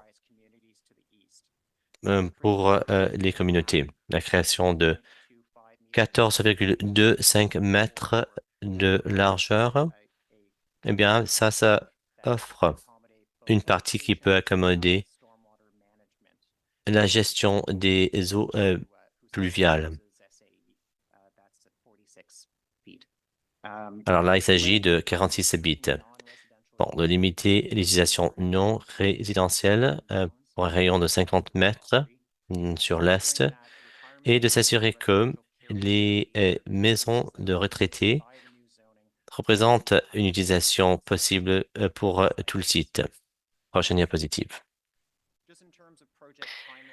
Pour ce qui est de l'échéancier du projet, tout cela a commencé au printemps 2021 avec une participation du public, l'évaluation des caractéristiques de l'environnement, les attributs patrimoniaux et ensuite les demandes soumises en 2023. Ça, c'était pour le zonage et un plan pour subdivision. Au printemps, le plan a été dévoilé qui propose 250 000 maisons construites par le biais de terrain qui existe déjà, qui nous a donc encouragé à changer la demande et donc nous présentons cette demande de rezonage pour simplifier et créer un zonage plus souple tout en assurant que le message clé, les éléments du plan sont contenus dedans. Et si on aura assez de temps pour la prochaine partie là, vous n'avez plus de temps. Voulez-vous présenter une dernière diapositive? Et certainement, les conseillers auront des questions. Non, ça, c'est bon. Je crois que c'est bon, on peut terminer là. Alors, y a-t-il des questions de la part des membres? Merci, Monsieur le Président. Quelques questions sur le processus. Quand est-ce que la demande de zonage a été soumise à la ville d'Ottawa?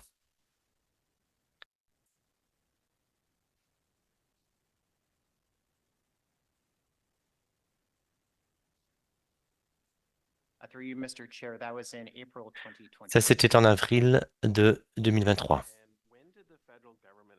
Quand est-ce que le fédéral a reçu ce terrain? Alors, le terrain a été acheté par le conseil scolaire en 1972. Et c'est un établissement du fédéral depuis cette époque? Oui, c'est ça. Ça a été utilisé jusqu'à 2012, pardon. Et ensuite, la SIC a pris le contrôle. Bon, ça a été utilisé jusqu'à 2012, déclaré comme surplus en 2014. Et ensuite, la SIC, elle a donc pris contrôle. Alors, qu'avons-nous utilisé? Pourquoi avons-nous utilisé donc ce bâtiment? Ça a été un bâtiment vacant. Je ne vous lance pas des critiques là, ou ni à la société, mais le fait qu'il y a des bâtiments vides, bon, c'est surprenant. Je suis très content de voir cette demande. Je vais soutenir les recommandations. Mais aux partenaires fédéraux, là, je vous transmets le message qu'il faut faire bouger les choses, hein. Alors, je suis content de voir cette demande. Merci. Merci, conseiller Brockington. La décision d'avoir 6 ou 9 étages comme bâtiment là. Bon, en fait, je vais vous demander de m'expliquer pourquoi cette décision a été prise. Bon, j'imagine c'est pour qu'on puisse faire fonctionner les chiffres, mais pouvez-vous nous expliquer pourquoi?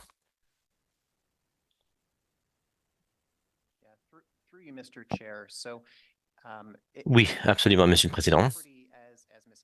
Le terrain, comme Madame Kelly a dit, est désigné comme un corridor, bon, du centre à la rue Heron jusqu'à la fin. Bon, c'est beaucoup plus profond que cela. Ça veut dire que le reste est désigné comme un quartier avec une évolution. Bon, ça veut dire que ce sont des parties de la ville qui vont évoluer et devenir des quartiers plus urbains dans une période plus courte. Les politiques pour le corridor donc sont claires, hauteur maximum de 6 étages. Il y a des nuances dans ces désignations. Je crois que l'intention, c'était pour reconnaître qu'il y a des parties de la ville qui sont désignées quartiers dans le plan qui ont des hauteurs beaucoup plus hauts que les 4 étages permis dans un quartier selon la politique. Bon, je vais juste vous interrompre. Là, vous me parlez de la justification de l'auteur avec les politiques et les plans, mais bon, pourquoi ne pas proposer quelque chose de plus bas qui serait mieux accueilli par les voisins? Alors, nous avons essayé de trouver l'équilibre des intérêts de tout le monde. Alors là, tout près des quartiers, oui, on a l'intention d'avoir des hauteurs plus bas. Ben, pour retenir les bâtiments patrimoniaux sur le site, oui, vous avez raison, que cela nous fait pression sur le côté économique. Alors, nous voulions nous assurer qu'il y ait des souplesses pour certains sites, par exemple en arrière, et de façon délicate, tout près des bâtiments patrimoniaux. Et de voir et de spécifier là où on aura 9 étages. Mais oui, nous avons fait cela pour aider le côté financier des choses. Merci, merci pour l'explication et votre ce que vous avez dit de façon franche. Alors, je n'ai pas d'autres questions. Y a-t-il d'autres questions de la part des délégations? Merci pour la présentation. Et nous allons passer à nos questions du personnel.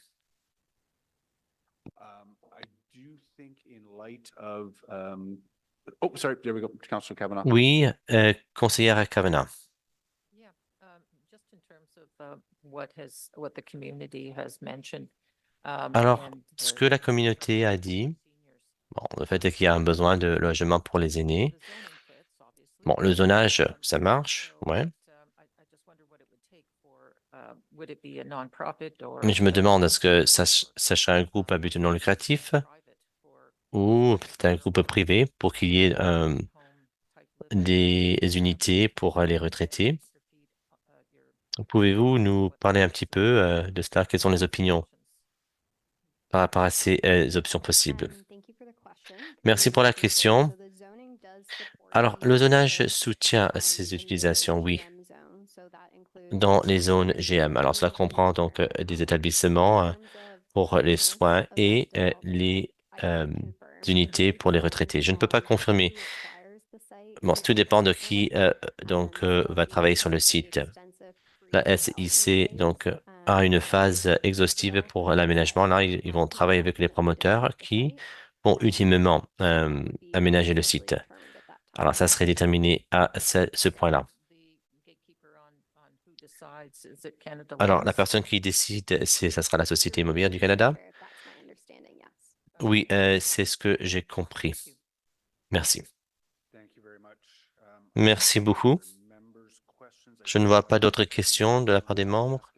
Moi, j'ai une question. Je ne vais pas parler pour la demande officielle pour l'amendement. Mais là, si je veux juste voir si vous pouvez nous parler un petit peu.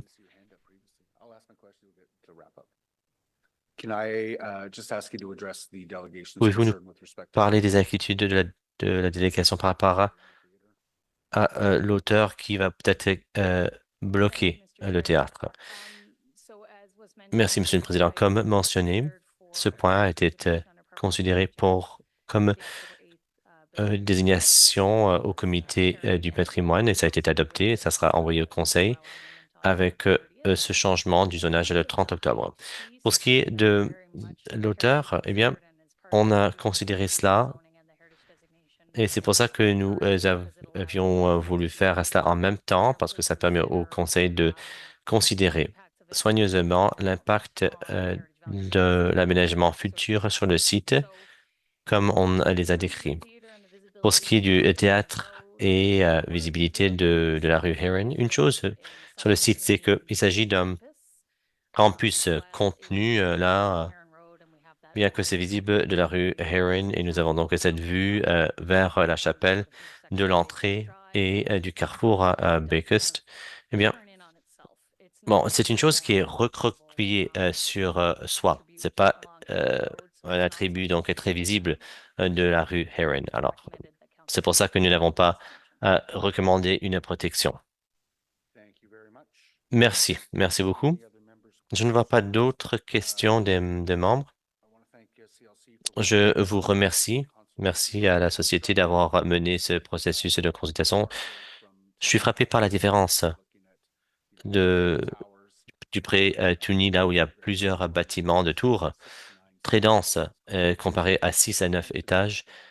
Bon, ça, il s'agit d'une question délicate qui nécessite un soutien. Alors, ça, c'est adopté. Merci beaucoup, chers membres. Ah, désolé. Motion technique. Est-ce que c'est adopté? Oui, adopté comme amendé.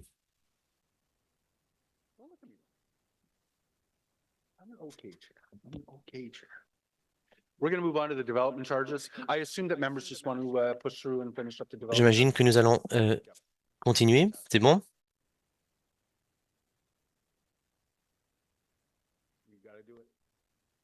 We've got to do this item. We have to do the development charges.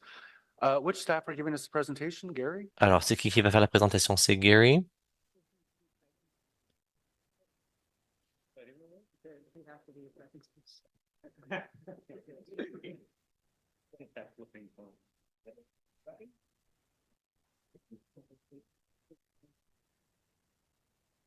Gary, you're it. So just a couple of things to keep in mind as we move forward. There is a technical motion. I think I'll ask for that now from Vice Chair Gower. I was going to read the first 2 pages. Don't read it, like just, okay, it's on screen. Whereas the amending development charge background study was provided on the city's website on August 30th, 2024. And whereas a link to the amending development charge background study was provided within the staff report on page 9, but by inadvertence, the hyperlink at document 1 did not link to the background study.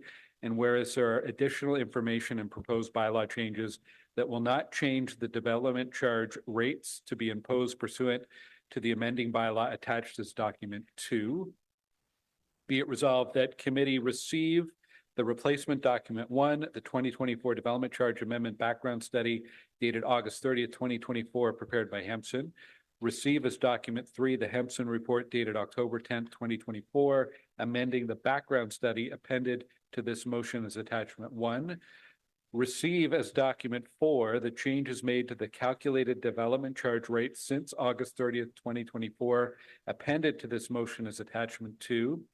Approve that the sentence on page 9 of the report, the 2024 development charges amendment background study dated October 11th, 2024, was made available on ottawa.ca prior to the October 23rd, 2024 public meeting, be revised to read the 2024 development charges amendment background study dated August 30th, 2024 was made available on ottawa.ca on August 30th, 2024, and the amending study dated October 10th, 2024 was made available on ottawa.ca on October 21st, 2024. Be it further resolved that the recommendations in the report be replaced with the following: that Planning and Housing Committee recommend Council approve the 2024 Development Charge Amendment Background Study set forth in Document 1 as amended by Document 3. The Citywide Development Charge Bylaw be amendment in accordance with Document 2. That pursuant to the Development Charges Act, subsection 12(3), no further public meeting is necessary. Be it further resolved that Document 2 be amendment to include the following as an amendment to Bylaw 2024-218. The subtotal and total lines in this bylaw provide information at the time of the enactment of this bylaw or the subsequent amendments thereto, but do not affect the determination of the development charges imposed by this bylaw. Be it further resolved that the office of the city clerk be directed to include the revised report and supporting documents in the report to council. That's it. No one should ever want to be vice chair of a committee. Let that be your warning. Well, let's move into the presentation. Gary, we're in your hands. Thank you, Chair.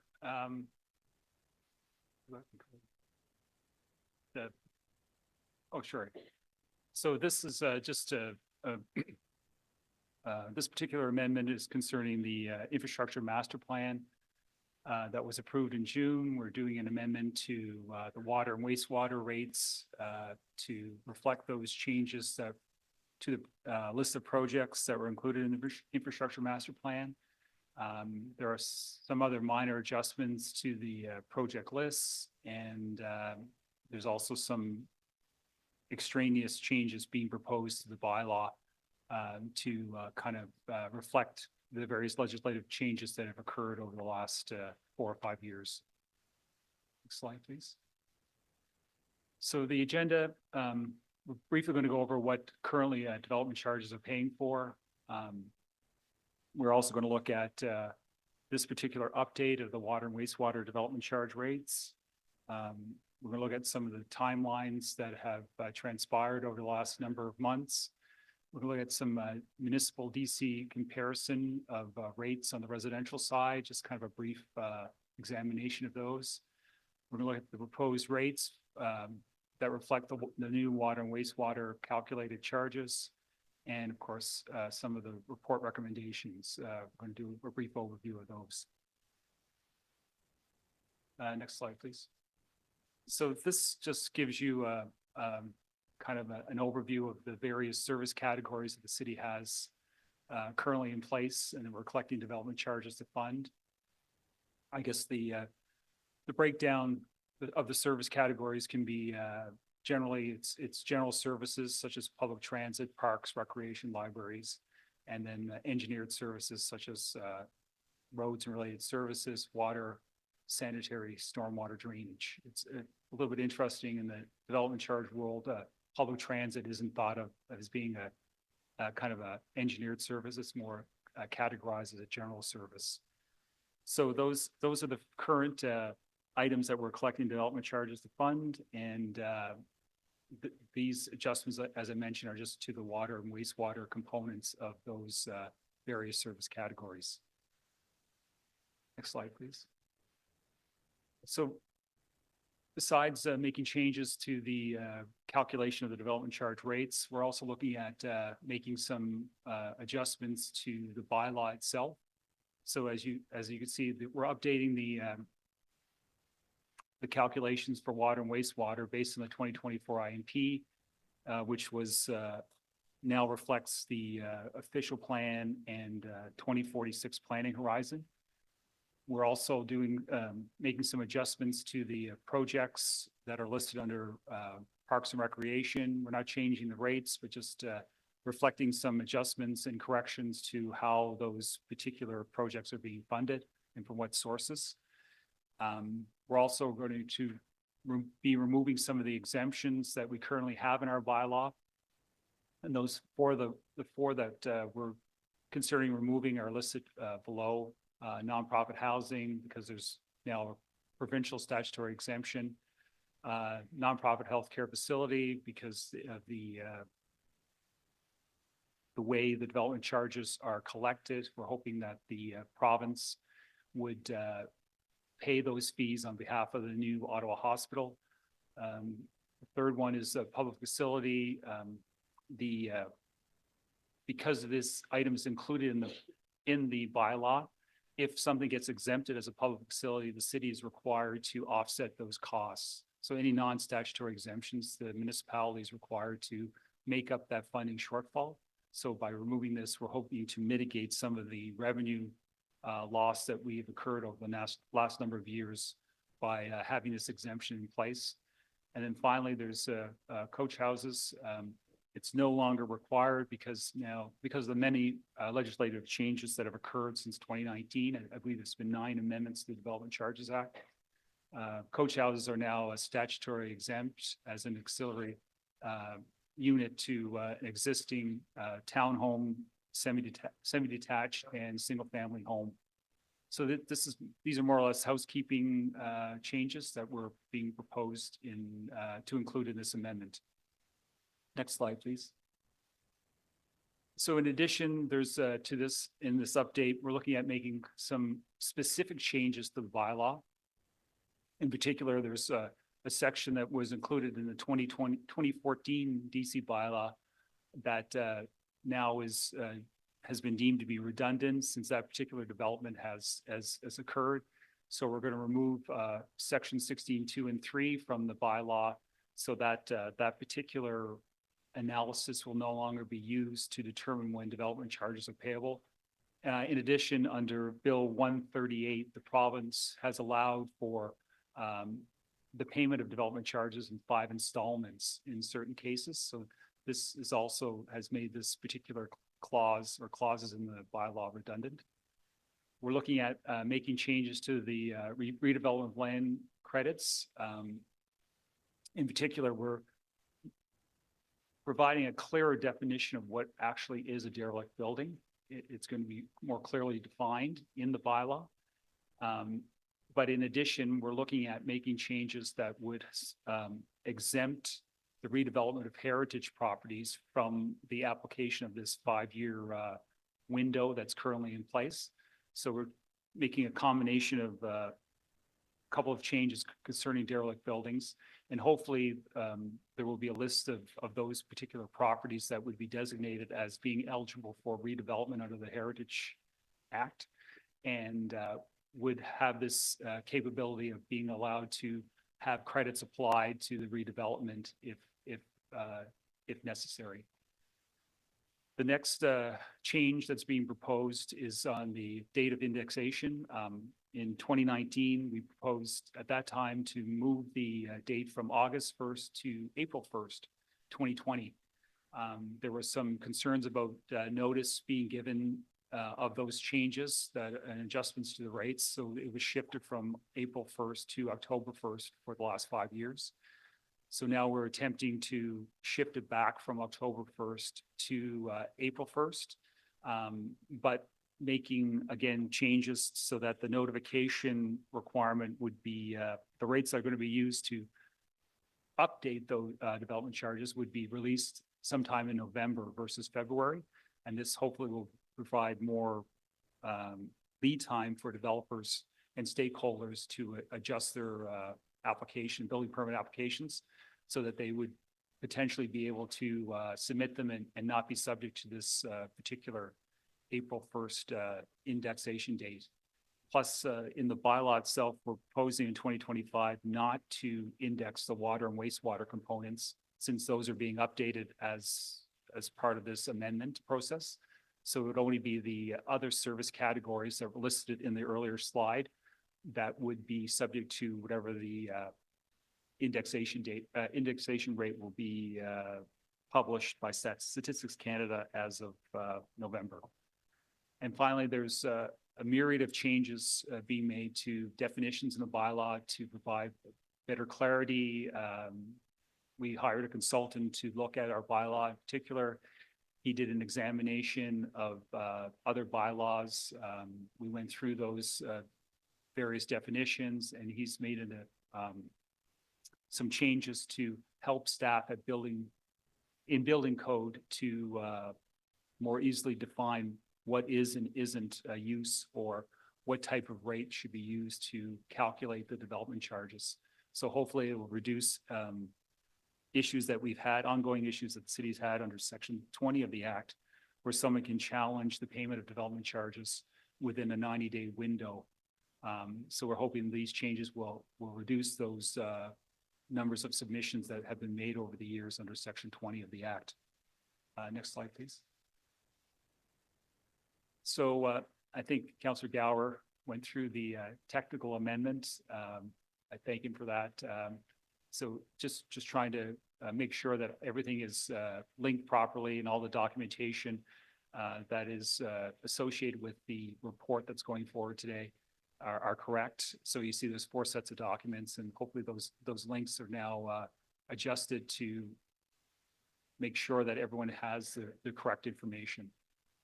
Next slide, please. So this is what I mentioned earlier. This is a comparison of development charge rates for single-family dwellings in the province of Ontario. It's only a very small snapshot of the over 200 municipalities that have DC bylaws in place. But it gives an idea of how we compare to some of the major municipalities in Ontario.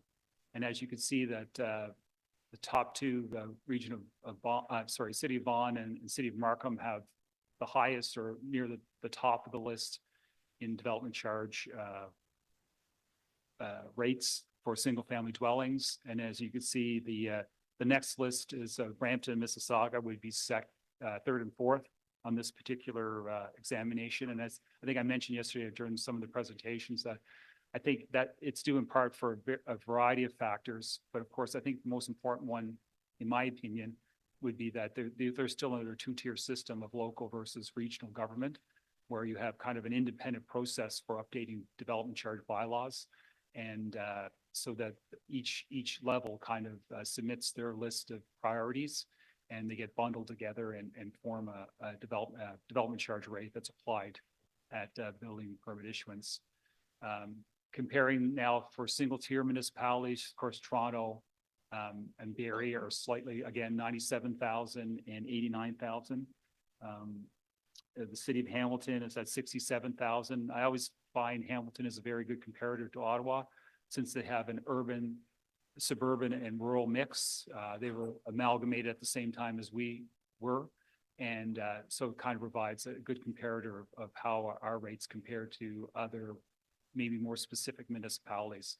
As you can see, our rates are for outside Greenbelt are currently listed at 62,500, and inside Greenbelt at 55,198. And then finally, the City of London is below that. But there's, I think I have a list of all 200, or not all 200, but of about 150 municipalities, and how the City of Ottawa compares on a residential and non-residential basis to those municipalities. Next slide, please.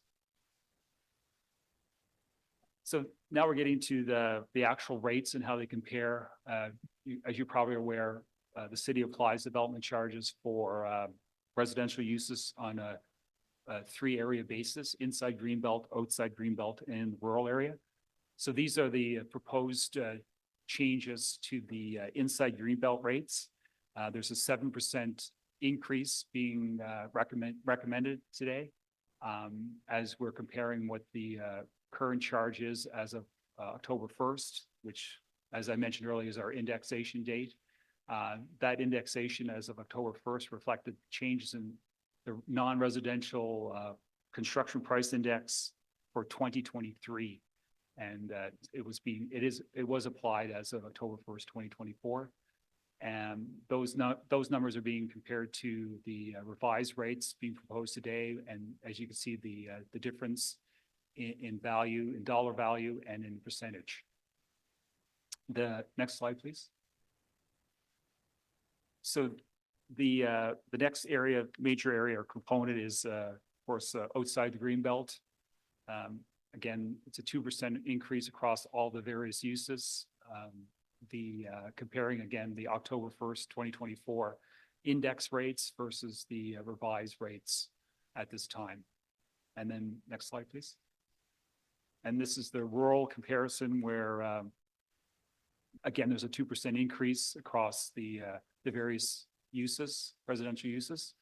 The current charge, again, as of October 1st, versus the revised rates. And then next slide, please. And then, of course, in the rural unserviced area, there's no requirement to pay for water and wastewater if you're not utilizing central services. So there is no percentage change in the, or dollar value change in the rates compared to October 1st, because they're not impacted by this particular amendment, which is, as I mentioned earlier, changing the rate structure for just water and wastewater services. Next slide, please.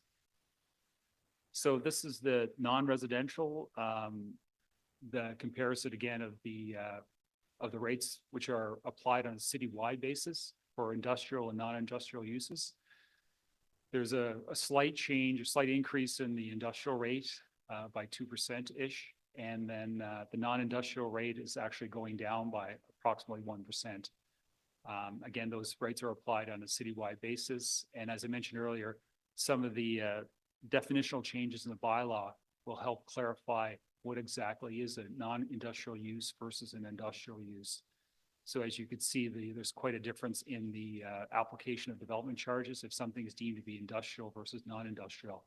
So some of those changes to the definitions that are being proposed are an attempt to clarify that distinction between those two uses. Next slide, please. So on the non-residential rural unserviced, there's no change in the rates because again, the water and wastewater services are not impacted by those by this particular amendment, since they don't pay those charges at building permit issuance. Next slide, please. So this kind of gives you an overview of a brief overview of the timelines. Of course, the infrastructure master plan has been ongoing for a number of years. It was approved as of June of this year. This particular amendment is a way of trying to fast track and implement the changes as quickly as possible. That's why we're here before you today and going to council next week to try to implement those rate changes as quickly as possible, to start collecting development charges to fund the required infrastructure out to 2046. The rates that were approved, provisional DC rates that were approved in May, did not come into effect until August 17th. We had a 3-month transition period. And in this case, currently, we're not proposing a transition period. So those new rates would come into effect, if approved by council, would be come into effect as of October 31st of this year. The draft rates were circulated at the end of August. August 30th, the draft DC background study was posted online as a rule or a criteria as part of the development charge process. The background study has to be published 60 days prior to council approval. You'll see that the DC rates that came into effect fully as of August 17th were indexed as of October 1st, based on the 2023 non-residential infrastructure construction price index, which is the statutory indexation rate. October 9th, the proposed bylaw was posted online, and it includes the various changes being proposed to the definitions and to the various sections in the bylaw. I'm here before you today, or we're here before you, the staff, presenting these changes as of today. This is the statutory public meeting to allow individuals and stakeholders to make presentation concerning the proposed changes, and of course, going to council as of October 30th for approval. Next slide, please. So these are some of the staff recommendations. The technical amendment that Councillor Gower was nice enough to go through in great detail. Then the bylaw amendment, the various changes that are being proposed and sections of the bylaw that are changing as step 2. And then step 3, of course, is that this is the one statutory public meeting that is required. We're not going to have another public meeting. And again, that's part and parcel of the legislative requirements that would be recognized at this meeting. Next slide, please. And thank you.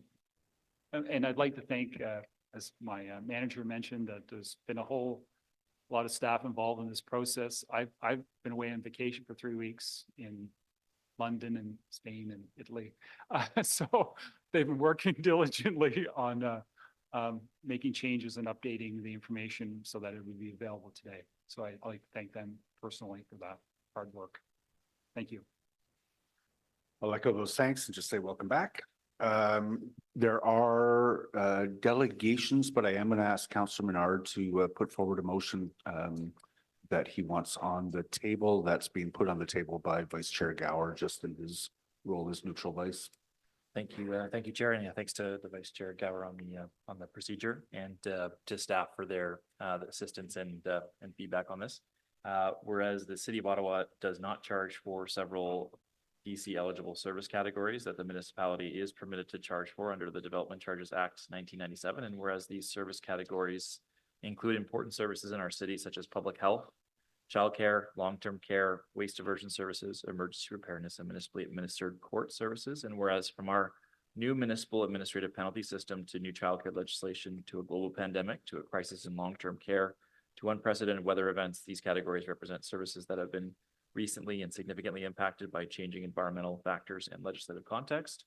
And whereas this changing context warrants considerations of levels of service and how we fund these services, whereas the city is currently undergoing master plan renewal and a comprehensive development charge bylaw update, whereas the city and this council have expressed that our municipality is facing significant financial shortfalls and has requested that higher orders of government provide financial relief, and whereas reviewing what revenue streams we are not currently collecting but could be under existing provincial legislation is warranted in this context, and whereas capital costs that are not funded through development charges are instead funded by taxpayers.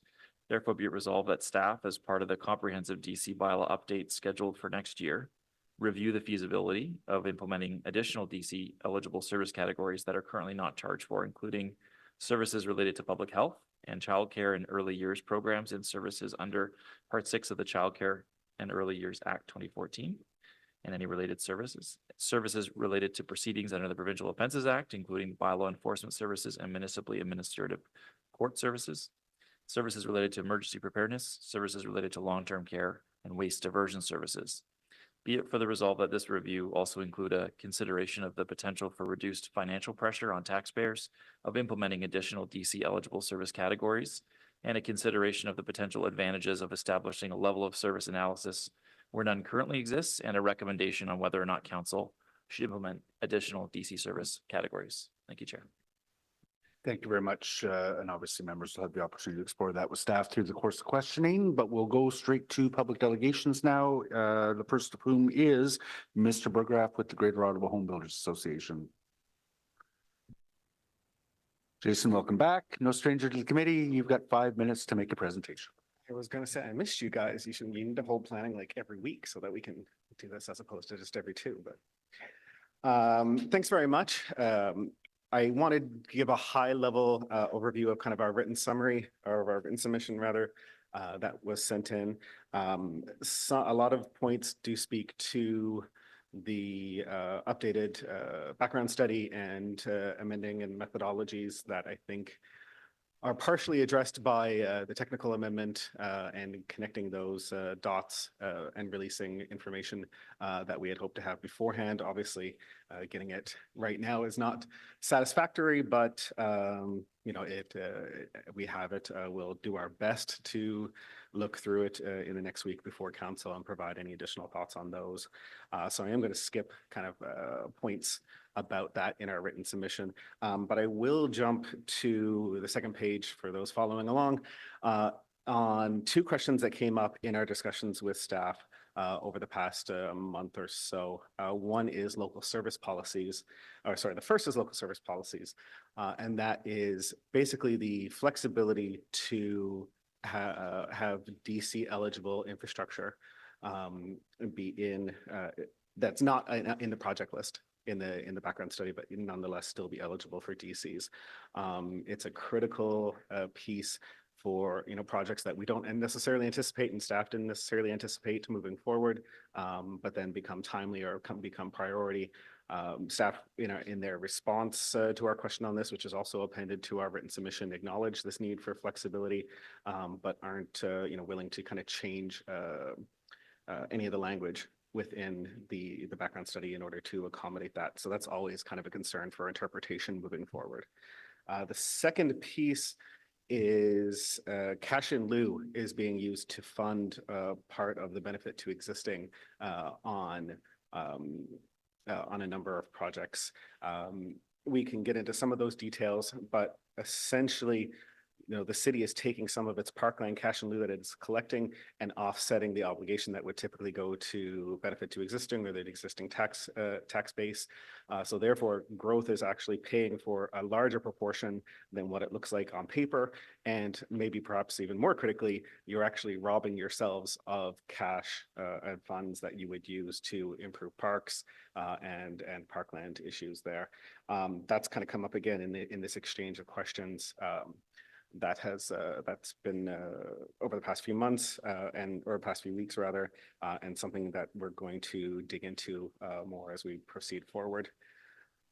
There's another piece we talk about of just the transparency on reporting in terms of how much information we have to request typically at each time of this bylaw exchange of historic and year-end balances of what we've spent on what's been transferred out of allocations for certain projects into other projects, which you are legally allowed to do with the DCs, but nonetheless it then inhibits the construction of the projects that were actually on your list to begin with. And it all kind of speaks back to what we have been trying to work out with the city on our appeal for the 2019 bylaw, which is essentially, please give us this reporting of this kind of info on an annual basis as we move forward. That minutes of settlement still hasn't been signed yet, although we sort of have an agreement that we thought was agreed to, but actually hasn't been finalized as of yet. I'm going to jump really quickly, I think, into two more pieces, or actually, maybe I'm going to speak to the last piece since I only have a minute left. And I think it's fundamental that, again, everyone should recognize how quickly the DC is increasing. You saw even just the summary that was shown up, a 7% increase, but that's a 7% increase in a month. That's the October 1st rate versus the October 30th rate.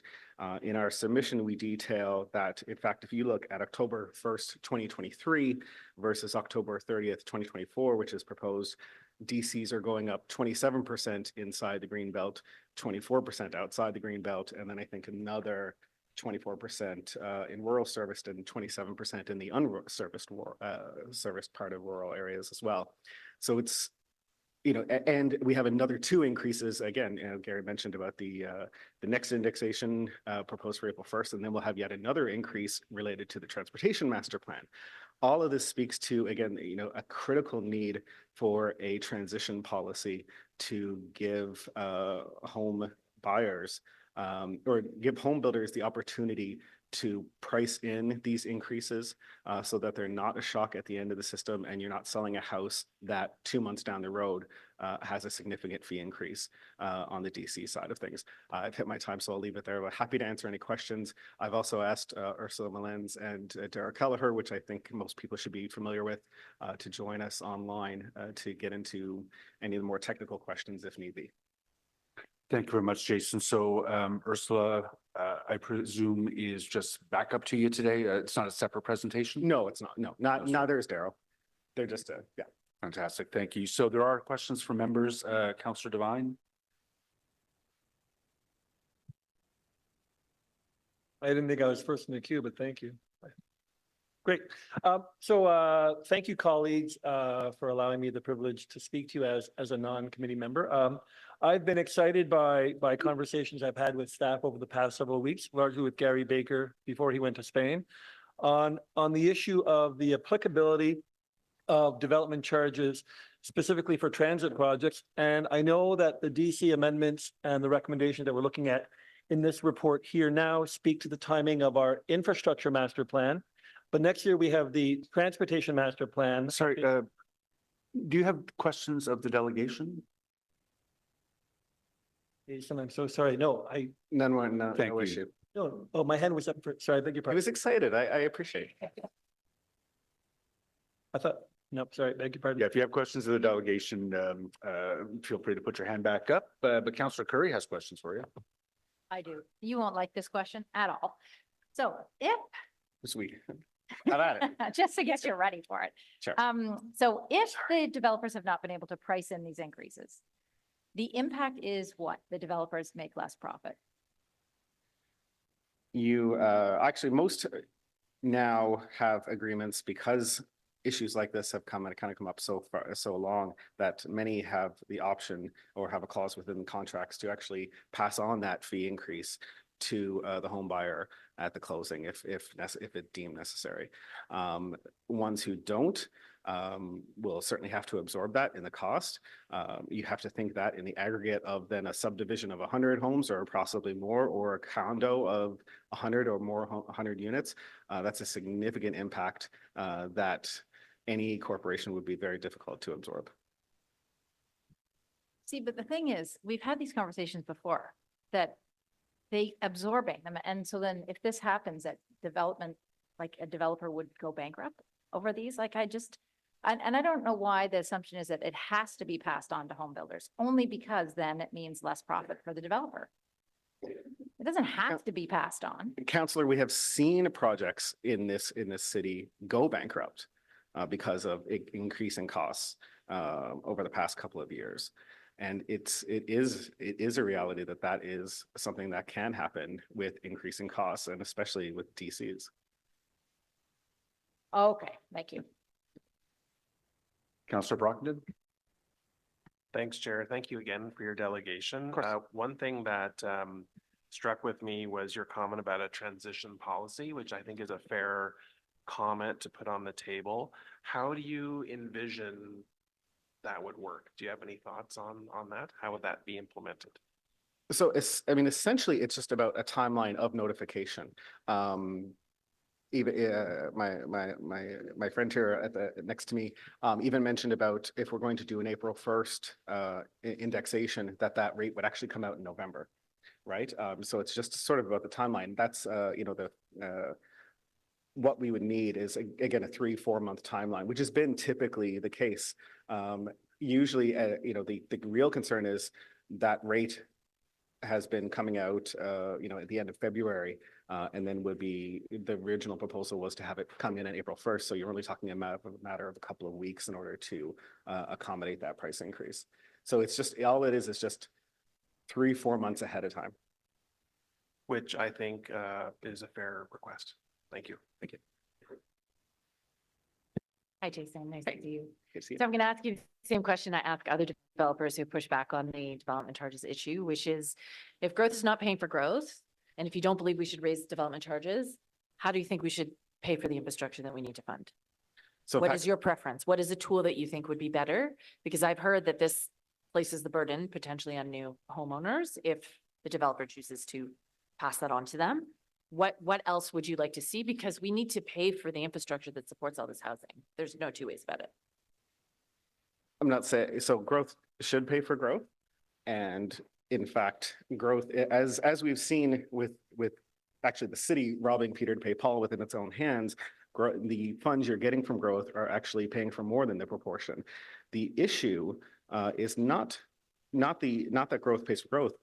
It's something that I brought up in May, and I'll bring it up again now, and I detail it in the submission. It's so many other items within the background study that are being the majority of being paid for by growth that aren't necessarily growth related. The biggest one, or one of the ones that are most illustrative, is this new Olympic level swimming pool that at least at the time didn't have a place where it was supposed to go. Presumably it's going to Brewer Park. It's, you know, a facility, the city needs it, sure. You can make that argument, that's fine.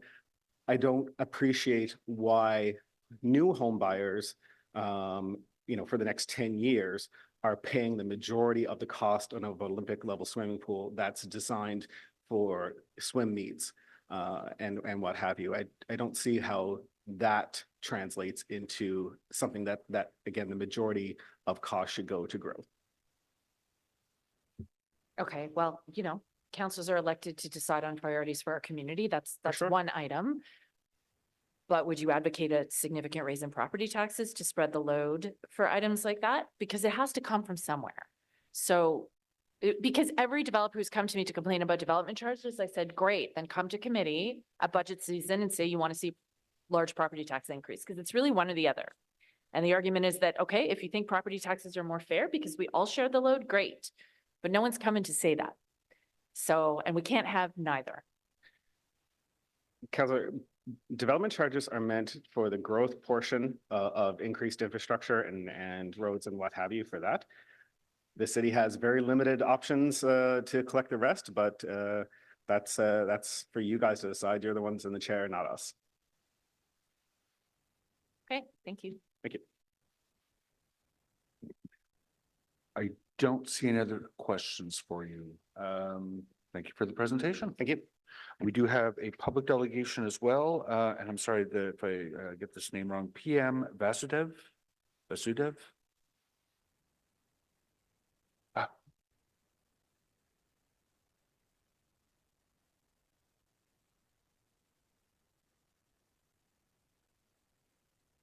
Welcome to committee, sir. You have 5 minutes to make a presentation.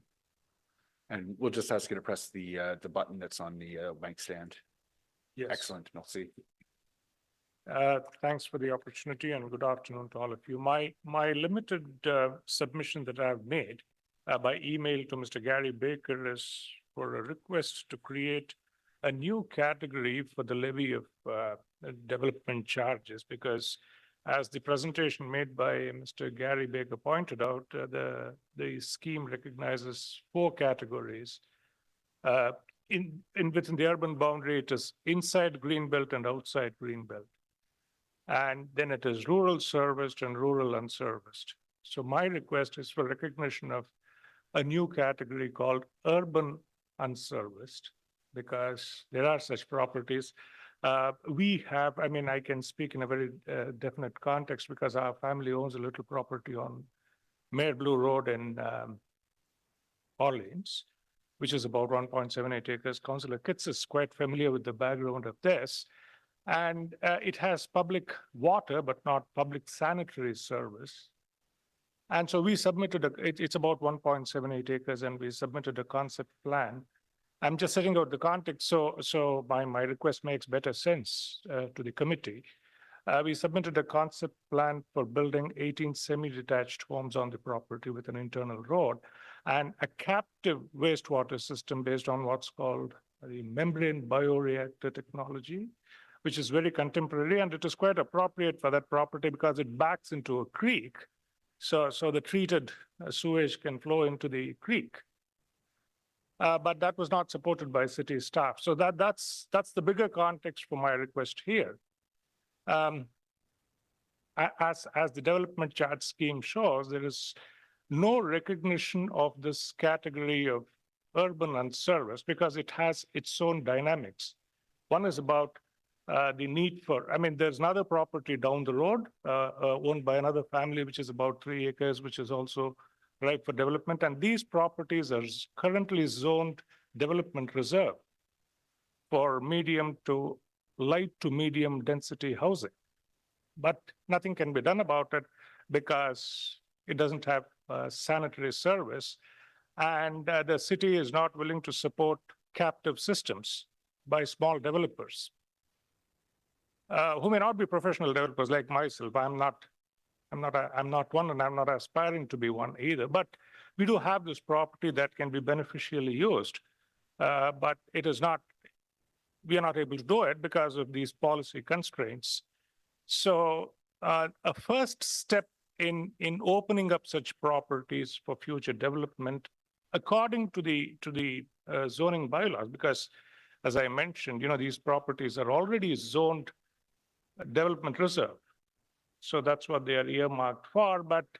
And I have also produced along with my representation Schedule 9 to the infrastructure master plan, which shows that there is no plan. I've been in consultation with city officials. There is no plan to provide any sanitary service for these properties, at least not until 2046, which is the period covered by the current infrastructure master plan. So this creates a situation where we have these valuable lots of urban property, which cannot be developed. So in the context of development charges, I think creation of this category is very important. That's my submission to the committee, because it has its own dynamics, and the development charges applicable. That's another request I have included in my representation, that these development charges need to be separately determined for this class because of its unique situation. So that's basically my submission, and I don't think I took 5 minutes, but I'll stop here because I think I'm happy to answer any questions on this. Thank you very much for being here today. I don't have a question, but I just did want to make a comment that my team did meet with the delegation. We have chatted with staff about this, and I understand that it's not feasible from a staff perspective. So I don't know if colleagues want to ask staff questions when we get there, but I just did want to note that we have had some conversation around it. Thanks. Thank you very much, Councillor Kitts. I am curious. We're not dealing with a lot of doors here, the number of doors who would be this urban unserviced is potentially fairly low. Is there not another mechanism to be exempted from or to challenge development charges? There is another mechanism. We'll come back to it for staff. Have you explored alternatives to getting a different development charge regime? Well, if development becomes possible, my first obstacle will be to get the city staff to support applications like ours. Yep. Where we are dependent on contemporary or modern state-of-the-art captive wastewater systems. And once we get through with that, the matter of detail will start, which will be about the development charges, the levy of development charges, and also the measure of development charges. Because ours is not fully serviced. So there will be a cost towards creation of sanitary infrastructure within such projects. As I mentioned, just down the road, there is another property owned by a family that I know quite well. Theirs is much bigger. It's a 3-acre property as well. But these are all shut out from the possibility of further construction. There's one dwelling house on that property as we have on ours. But we can't do anything with it because of this problem. So this is a problem we'll have to grapple with down the line once we are able to get past this in principle approval of the concept plan, and then we get down to the details. Yep. So now this is, as Mr. Gary Baker mentioned, this is the last public meeting, and no further public meeting is considered necessary. I thought it is appropriate to place before the committee this issue and leave it to the committee to deliberate on it and make an appropriate decision on the creation of a new category. It's interesting. And of course, any member has the opportunity today to put forward a motion to do that. But it sounds like that is a tomorrow problem after you've gotten through the first stage of technical acceptance of the system that you're proposing. So I'm not sure that we'll see that today, but I do want to ask Gary about some of the alternative mechanisms should you succeed at getting staff approval for that alternative system. I don't see any further questions for you. Thank you very much for the presentation today. Thank you. Which does lead us into questions of staff.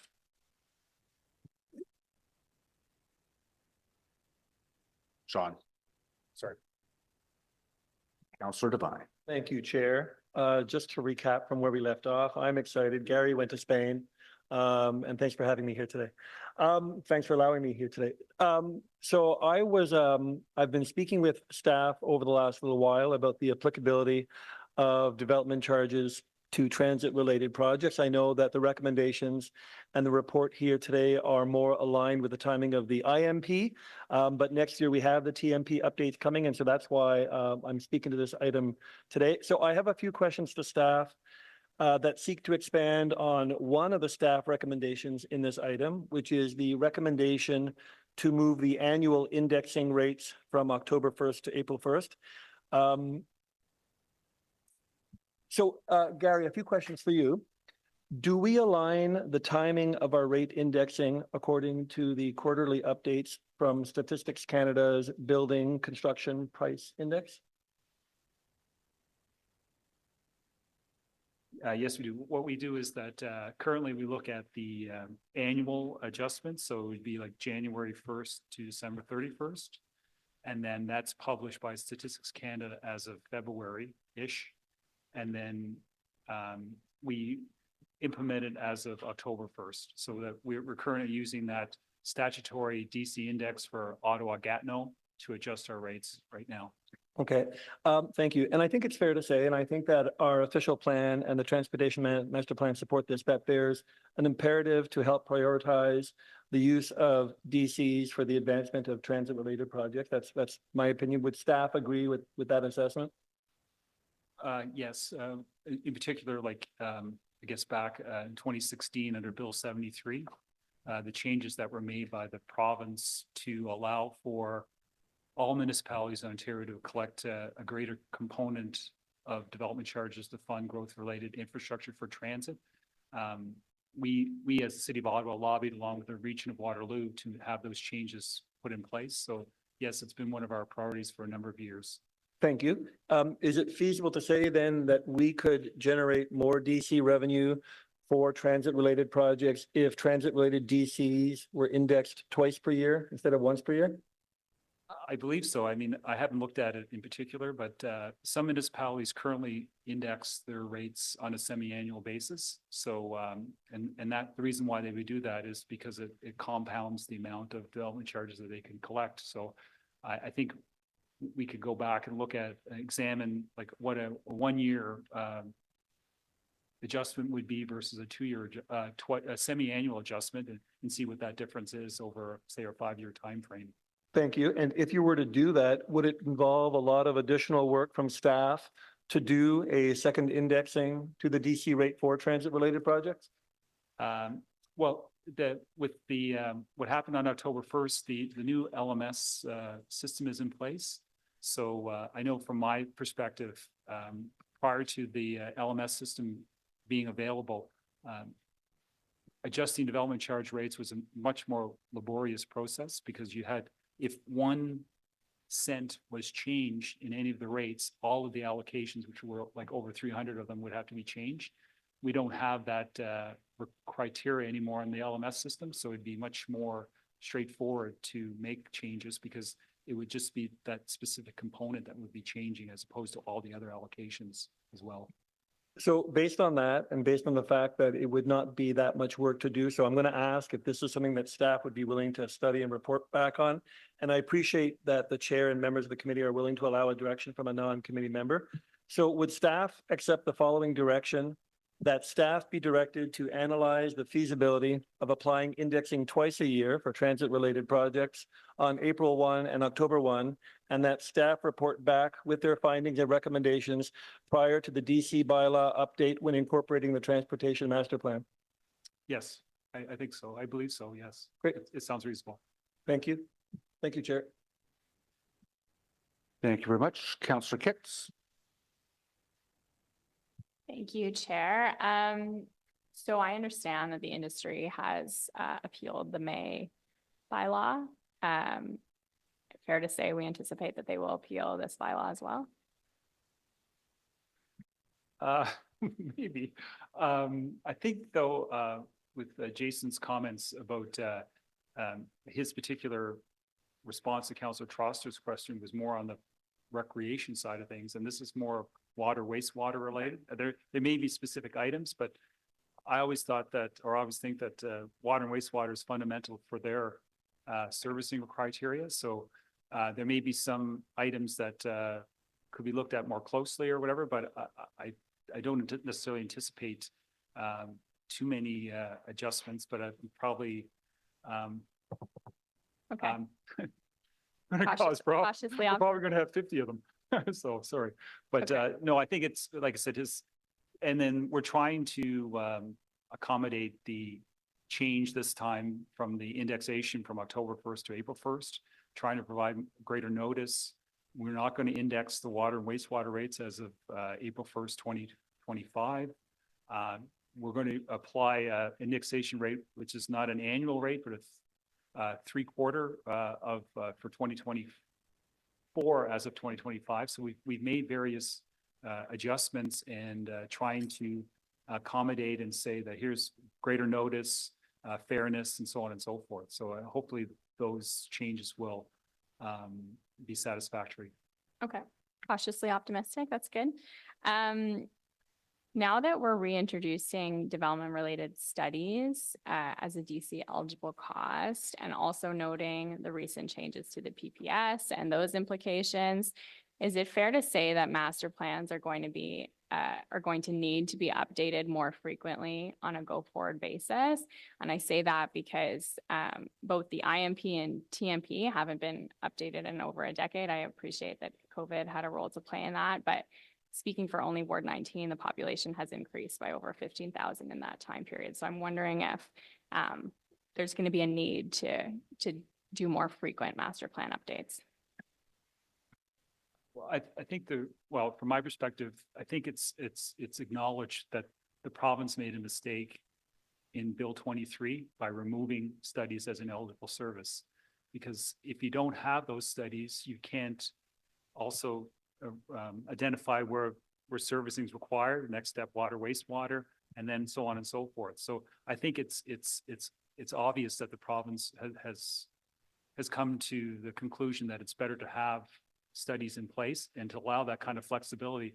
The other speaking to your issue is that they want to fast track housing, and you need those studies to identify what types of services you need. I'm not sure it'll be at the master servicing level, but certainly there would be more studies required and analysis needed to determine what exactly is growth related and which type of projects would be needed to be funded from development charges in the future. So I think yes, I think there would be. And I think the amounts that are included in the proposed changes has increased. And I think staff have examined the criteria that they need and the types of studies that they would need to do. And those are reflected in those adjusted costs that are currently being proposed to be reintroduced with the reintroduction of studies. Okay, thank you. Maybe just a follow up to staff. I mean, do you anticipate we're going to need to do master plan updates on a more frequent basis than we have in the last little bit? Through you, Mr. Chair. Yes, we would have to keep up, and it depends on if we have urban expansions. Yeah. So we'll keep up. Okay, great. You want us to comment on motions, directions now too? Yes. Okay. So speaking to the motion, why do we not currently collect DCs for some of the things outlined in the motion, public health, childcare, long-term care, emergency preparedness? Why don't we do that already? I think in some cases we haven't had the need, or there wasn't a growth weighted component that would justify having a charge in place. So I'm just thinking of like long-term care. The city hasn't been constructing those facilities, right? So therefore there wouldn't be a need to impose a development charge to help offset the costs of those capital projects. With Councillor Menard's motion, over the years I've had ad hoc discussions with staff about the need to say potentially introduce a charge, right? Say for emergency preparedness, I did contact them a couple of years ago to say that the province actually kept that in as a eligible service. But the initiative will have to be that they have to determine what their level of service is and then go forward if there's a need for growth related infrastructure. But so I think via Councillor Menard's motion, it'll be less of an ad hoc and more a specific discussion with the various departments to say, do you have a need for growth related infrastructure? And it has to be clearly defined, because The other item I find over the years is that just because we're expanding something doesn't mean it's growth related. It's kind of like that, new stuff, not necessarily growth related. But those type of discussions can transpire. The other thing, like childcare, we were collecting for DCs for childcare in 2004 and 2009. But in 2014, we stopped because the provincial changes that then Liberal government introduced for junior kindergarten and seemed to reduce the demand for childcare spaces that were being funded from that development charge pot. You'll see in the treasurer's report that's upcoming in November that we're still actually funding projects from that, even though we haven't been collecting for it since 2009 ish. So anyway, but each one of them we'll look at and examine and see if there's a need for it. And of course, waste diversion was part of those changes under Bill 73, and staff will and are intent on looking into using DCs to pay for a component of those services. And we didn't reintroduce it in 2019 because we didn't have the opportunity to establish a level of service. So hopefully in the future, we'll be able to identify exactly what our level of service is. The unique thing about waste diversion is that it would only apply to residential because we don't collect on the non-residential side. So there's various reasons and analysis that is required, and sometimes it just was maybe too burdensome, maybe too complicated, and so on and so forth. So.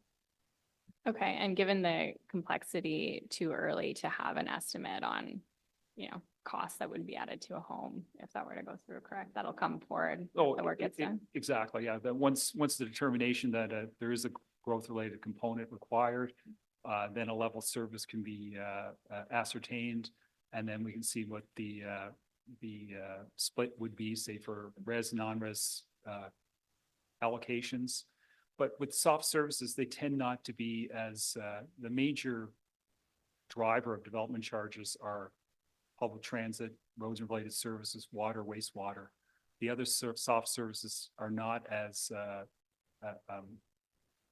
large a component of the development charges that are applied. In our case, it might be like 70-75% are those four services, with the rest with the remaining services. So I don't anticipate there would be a large increase in development charges, but of course it'd have to be deemed to be growth related and looked at carefully to make sure that it is growth related. Okay, thank you. And then just on the direction, I appreciate that it's asking to explore feasibility. Would it be a heavy lift to do the same for road-related projects? And I ask this because I think the intent of the direction references getting this information to help inform the TMP. I do note that many projects in the TMP are road-related and are complete street projects, which have an active transportation component, or in some cases make transit stops that are currently inaccessible, accessible. So I think if we are taking a look at this, it's important to include both. Yeah, I think Councillor Devine's direction, it does tie in with the transportation master plan. And of course, roads and related services are a major component of that. So I think they can probably be looked at the same time. What the impact potentially would be on transit DC rates and what they would be on road and related services. I assume it would be applied across all of the, not just like arterial roads, or would be. Yeah, encompassing road related projects. Yeah, that's fine. Yeah, no. Okay, so yeah, that's reasonable. Can staff accept that direction to include roads in that review too? I believe so, yes. Yeah. Great, thank you. Okay, Councillor Dudas. Thank you. Just because we were talking about Councillor Menard's motion, I just wanted to ask staff, you gave a very fulsome response, but I just wanted to know, from staff's perspective, are there any concerns with that motion or any of the elements contained within? No, I don't think there's any concerns because we have, and like I said, it's been ad hoc the last number of years, whether something being looked at or staff having the opportunity to potentially include something in the development charges background study. But once that determination is made, then if there's no growth related component, then there's not all municipalities collect the full spectrum of the 19 services that are eligible to, we have our 10 or 11. Each municipality seems to have potentially a slightly different bundle, but most of us have like public transit. Well, not if you have transit, but roads, water, sewer are the main stormwater. But once we look at it, some of it maybe just say there's no POA, there's no requirement to have additional space, there's no growth related component. So therefore, we don't need a DC to fund it. Similar to long-term care, where we're not necessarily in the business of constructing long-term care facilities. So we don't have a need to impose a development charge to pay for that particular project or projects. Okay. Okay, no, I just wanted to fully understand if we're going to change policy and legislation. I just want to understand the implications. When we first, I think it was back in May, when council first approved the changes to the DCs. And at that time, the housing minister, the federal housing minister, indicated that by making these changes, we were potentially looking at withdrawal of federal funding and supports. I don't want to remind anybody that that was discussed at the federal level, but have we seen any indication that they are going to follow through on that completely unnecessary and unfounded threat? I receive different types of threats, so that's not one of them. So I'm not aware of. I know that it was something that was being discussed in the fall, in the spring of fall of last year, the spring of this year, but I haven't heard any further updates or any type of additional information coming from the federal government, any more announcements or whatever. So that I'm not aware of anything at this time. So they may or may not be happy with Ottawa, but I think I think part of the reason why there was a little bit of confusion or whatever, because they didn't really specify what exact criteria were they looking at, and what type of services were they thinking of funding? Because I don't know, as we just talked about, there's a broad spectrum of services that can be deemed to be growth related. But was that funding going to be applied to that full spectrum, or was it just going to be specific to certain components like public transit or for parks or something like this here? So, but personally, I'm not aware of any updates, and I haven't seen anything. And I'm kind of my hobby is development charges. I said that to the current city manager, and I haven't seen anything across the country as to the federal government making any more changes, other than I think, as I pointed out, I think it was more to do with British Columbia, and they're changing their development cost charges that kind of triggered their concerns with DCs increasing or DCCs increasing in BC, and not necessarily within the Ontario context. Okay, thank you. So in this case, no news is good news, and we look forward to continuing to work with our federal partners in terms of receiving their funding. No, that's it for me. Thank you very much, Chair.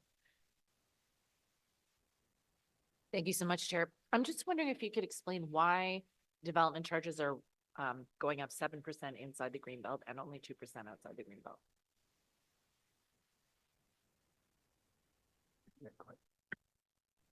Through the chair, the reason that they're going up 7% inside the Greenbelt is that there are a number of projects that were identified in the infrastructure master plan that are there to support the intensification that's projected in the new official plan. So there are several sanitary system upgrades, sanitary sewage diversion projects with some significant price tags tied to them, and that explains the increase.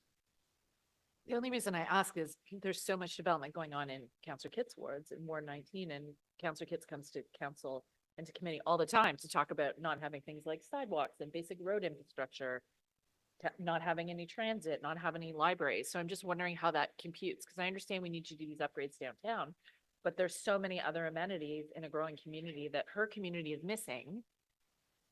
I'm just wondering if that's taken into account with the DC rates for outside the Greenbelt. Through the chair, the percentage increase is related to that's the impact of the water and wastewater projects in the infrastructure master plan, and wouldn't reflect any needs associated with other services. The increase is relatively modest outside the Greenbelt because we have, rollover of projects. Once projects are done, are fully funded, they come off the list. We have new projects coming on the list. And we have projects that haven't been implemented yet from the 2013 infrastructure master plan. So as a result, the increase is limited. Thank you very much. Chris, can I just ask you to unpack that inside the Greenbelt stormwater issue at a higher level, maybe? I think we have some very aggressive intensification targets for inside the Greenbelt. And I'm not sure that the stormwater system is capable of handling that. We are looking at some big expenses coming down the road. Yes, Chair, the projects that I was referring to are for sanitary sewage, not stormwater. There are no stormwater projects in the infrastructure master plan, and that's because development is responsible for delivering all of those services, the trunk services, and those are mainly outside the Greenbelt. But in terms of intensification,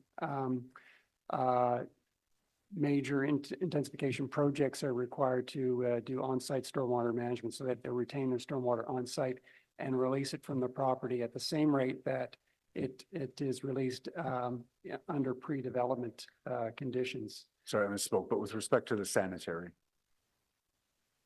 the capacity to handle Oh, I see. the capacity for intensification that we have given existing sanitary constraints.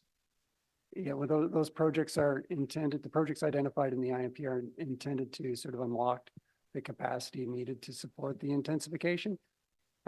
There are also potential local system constraints. And if you recall through the infrastructure master plan, we had recommended implementation of a new intensification capacity management program that would look at the capacity of local systems and identify projects through secondary planning processes and other mechanisms to identify those local needs, as well as how we're going to fund and finance them. That's over and above the trunk level projects that the IMP has identified. Okay, thank you. Councillor Kavanaugh. Thank you, Chair.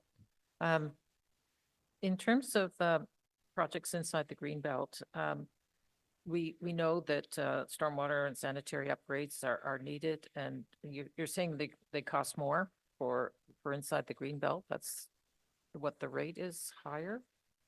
Is that correct?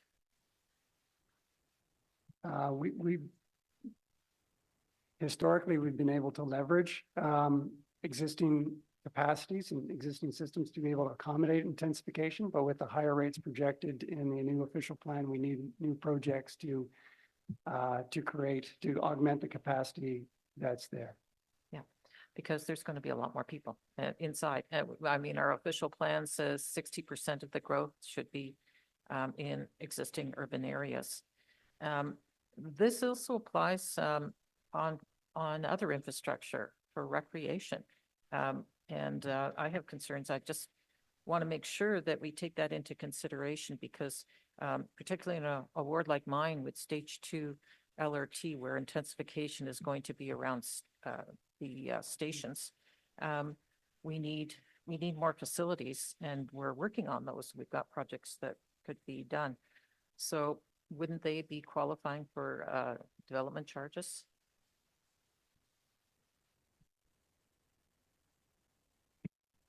Mr. Chair, I see Kevin Wary is on the line.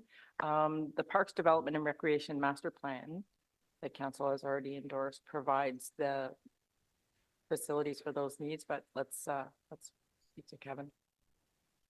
Thank you for that. Yes, Chair, the Parks Recreation Facilities Master Plan was completed in 2021 in lockstep with the official plan. So we were fully aware of the intensification targets at that time.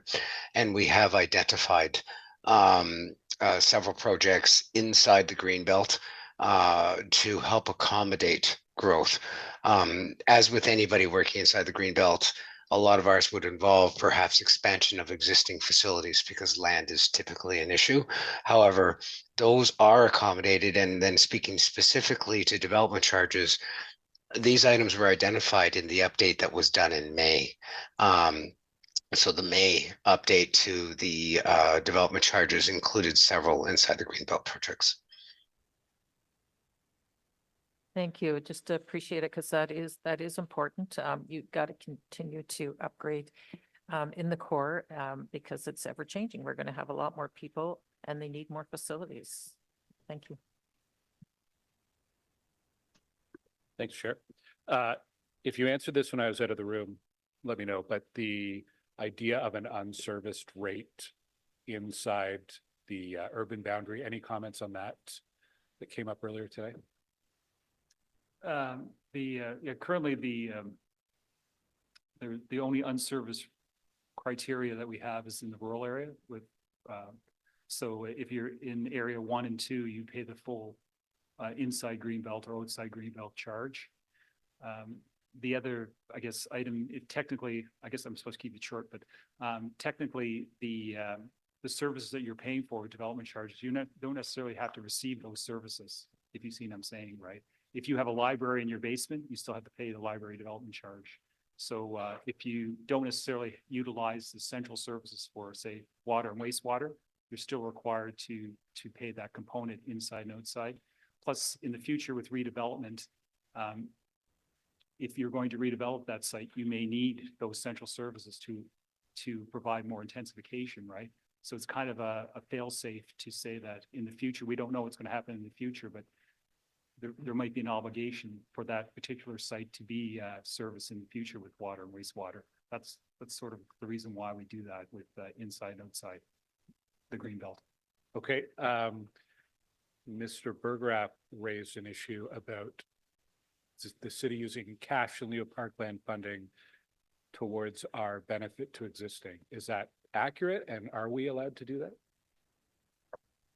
Well, I can tell you from my personal experience when I was in finance, we have been doing it for a number of years, funding parks, the non-growth component of parks from the cash in lieu of parkland component. And I believe part of the adjustments that are being proposed with the Parks and Recreation submission is that to clarify that would also be used, that component would be used to fund the recreation, the non-growth component of recreation facilities as well. But we have been using cash in lieu for a number of years. And if you recall in 2014, when we stopped collecting development charges to pay for parks outside Greenbelt in the rural area, there was we thought that we would save on the tax side, but we had been funding the non-growth component from the cash in lieu of parkland. So that's been a process that we've had in place for like 20 years now that we've been doing that. And I think we're just expanding that application of funds. Okay, thank you. Thanks, Chair. Thank you very much, Vice Chair. I don't see any other member questions. First, thank you very much for taking the direction from both Councillors Devine and Councillors Kitts with respect to taking a look at the indexing on the transportation side. I presume that you'll solicit the input of the home builders before providing us with any potential avenues to go down on that path. And then the second question I had for you was with respect to Councillor Menard, his motion. It seems very worthwhile to do, but I just want to make sure that staff believe that this is a good direction in which to go. Like, as I said, it is. We've done it on an ad hoc basis, so this is just kind of formalizing that process. Perfect, thank you. And those were my questions. I don't see anything else. Okay, so what do we got? We got a technical motion. Is that carried? Phew. There is the Menard motion. Is that carried? And there is the report. Is that carried? Done. All right. Thank you very much, staff. I know how intensive this work is. Much appreciated. We have no in-camera items. There was an IPD on the Rideau Valley Conservation Authority Reserve appointment. I don't have any indication that there are notices of motion for subsequent meetings. Don't have any inquiries. We have no other business. We are adjourned until Wednesday, November 6th, 2024. Thank you very much, colleagues. Sorry, did I miss something? Oh, phew.